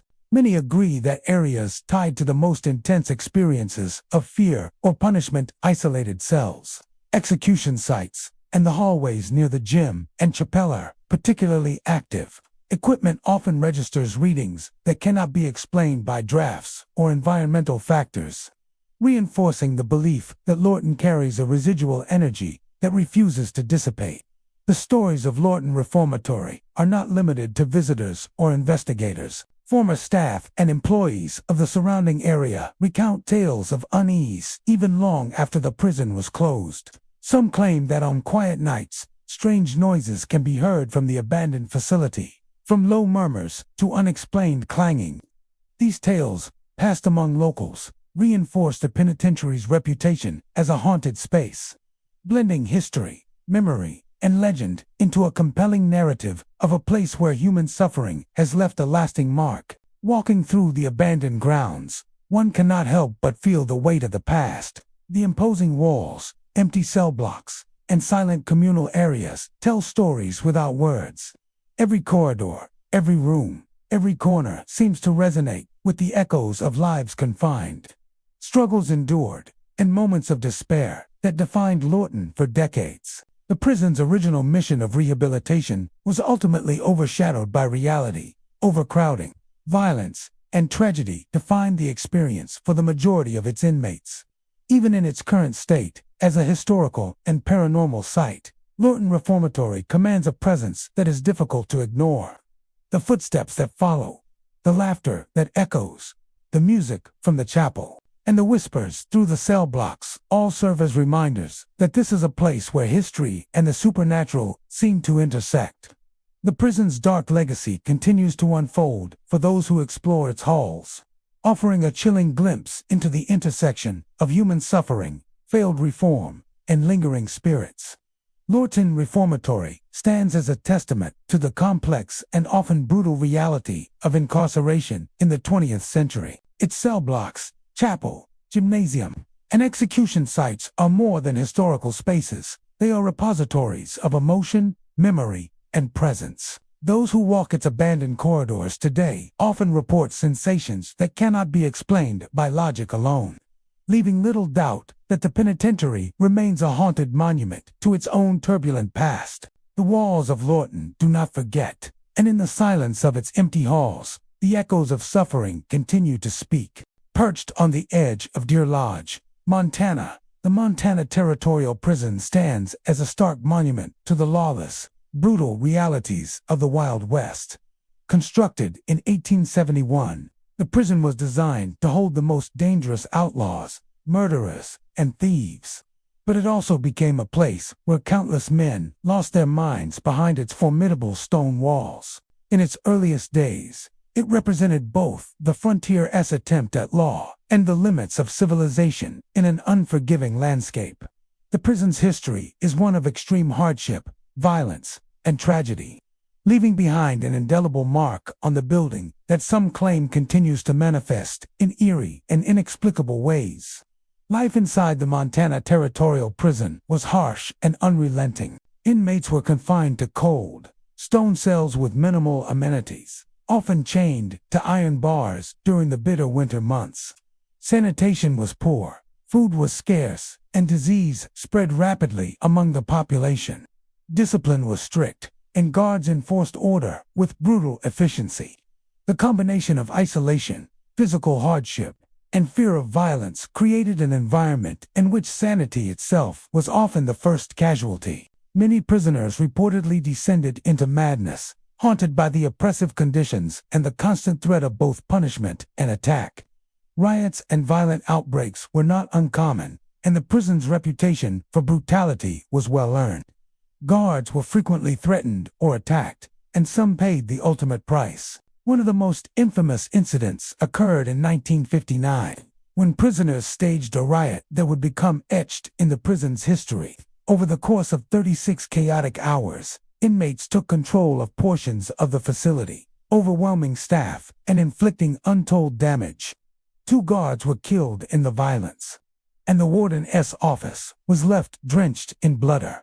Grim testament to the intensity of the uprising. The riot ended only after law enforcement and reinforcements regained control. But the psychological scars left on both staff and inmates lingered long after. The solitary cells of the Montana Territorial Prison are particularly notorious.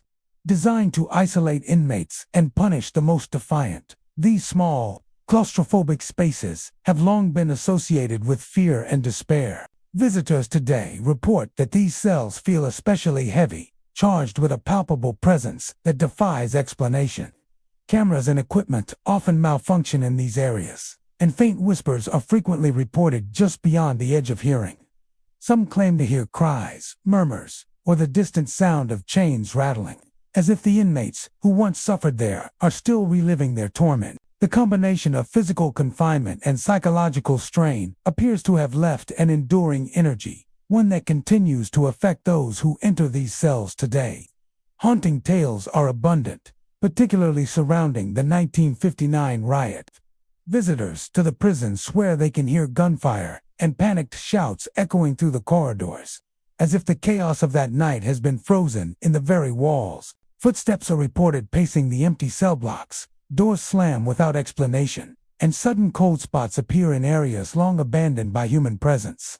The warden's office, still scarred by the events of the riot, is said to carry an oppressive weight, with many claiming that they can sense the violence and fear that transpired there decades ago. Even when the prison is quiet, the echoes of gunfire, screams, and the shuffling of frantic feet seem to hang in the air, refusing to dissipate. Another common phenomenon, reported by staff and visitors, is the smell of gunpowder, particularly in areas associated with the riot.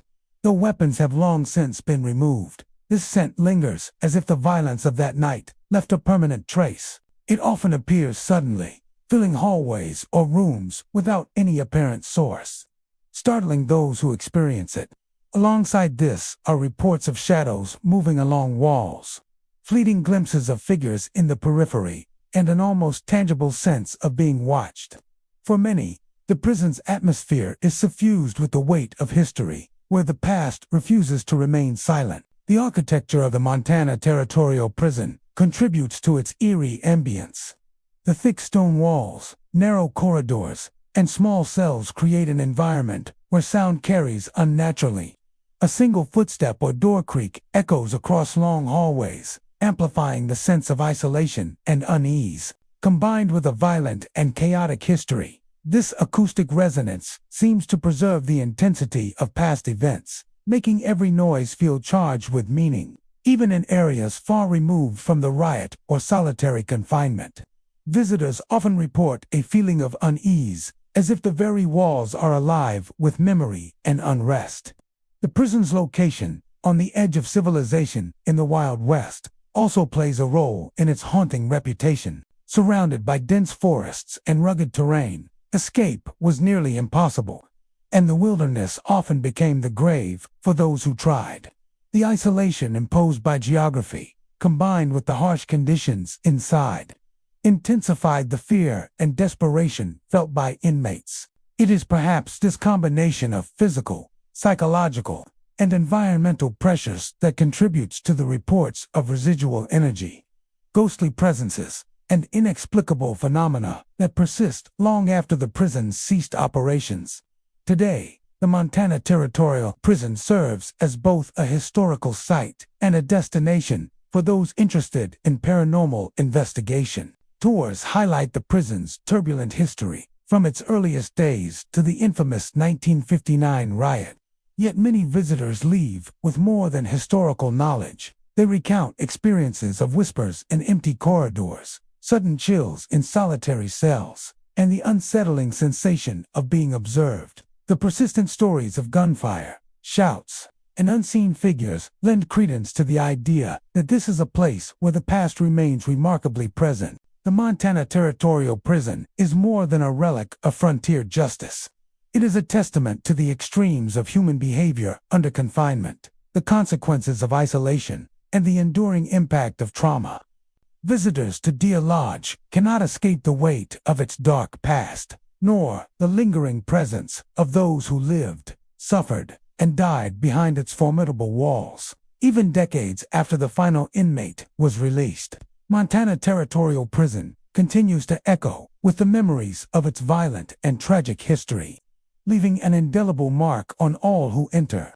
In the heart of Albany, New York, the Albany Penitentiary once stood as a grim monument to punishment and control. Operating from 1848 to 1931, it was built not as a place of rehabilitation, but as a fortress of retribution. Its design, strict routines, and punitive measures made it one of the most feared institutions in the region. Though it was demolished long ago, the penitentiary's dark legacy lingers in the local consciousness, and stories of haunting have persisted for generations, suggesting that the suffering endured within its walls has left a lasting imprint on the land itself. Life for inmates at Albany Penitentiary was brutal. Prisoners were frequently chained for days at a time, confined to iron restraints that caused both physical pain and mental strain. Whippings were common, meted out as punishment for minor infractions or as a means to assert authority. Perhaps most feared were the underground isolation chambers, infamously known as the pits. These small, dark spaces were designed to remove inmates from contact with others, leaving them in silence and darkness for extended periods.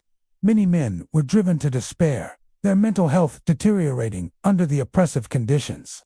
Disease spread easily within the penitentiary's walls. Cramped living quarters, poor sanitation, and inadequate medical care created a fertile environment for illness. Outbreaks of fever, tuberculosis, and other contagious diseases claimed numerous lives, and with burial often conducted hastily in unmarked graves nearby, many inmates disappeared from history without recognition or ceremony. Their deaths were largely unrecorded or ignored, further cementing Albany Penitentiary's reputation as a place of suffering and neglect. The combination of physical punishment, mental torment, and disease made life inside the institution a near-constant battle for survival. And the environment was one in which cruelty was normalized and despair thrived. Even after the penitentiary's demolition in 1931, the dark legacy of the site has persisted. Locals recount stories that seem to defy logic, yet carry a chilling consistency. On foggy nights, many claim to hear the clang of iron doors and the echo of footsteps along the old foundation, as if the prison itself had left an imprint on the world. Shadowy figures are sometimes seen walking the perimeter, their forms indistinct yet unmistakably human. These apparitions are often associated with the long-forgotten inmates who endured unimaginable suffering within the penitentiary's walls, their spirits seemingly bound to the land where they lived and died unseen. Construction workers and passers-by in the area have also reported unsettling experiences. Whispers that carry across empty lots, sudden chills, and the unshakable sensation of being watched are recurring phenomena. These experiences often occur near the locations where the prison's walls once stood, suggesting a lingering presence that refuses to dissipate despite decades having passed.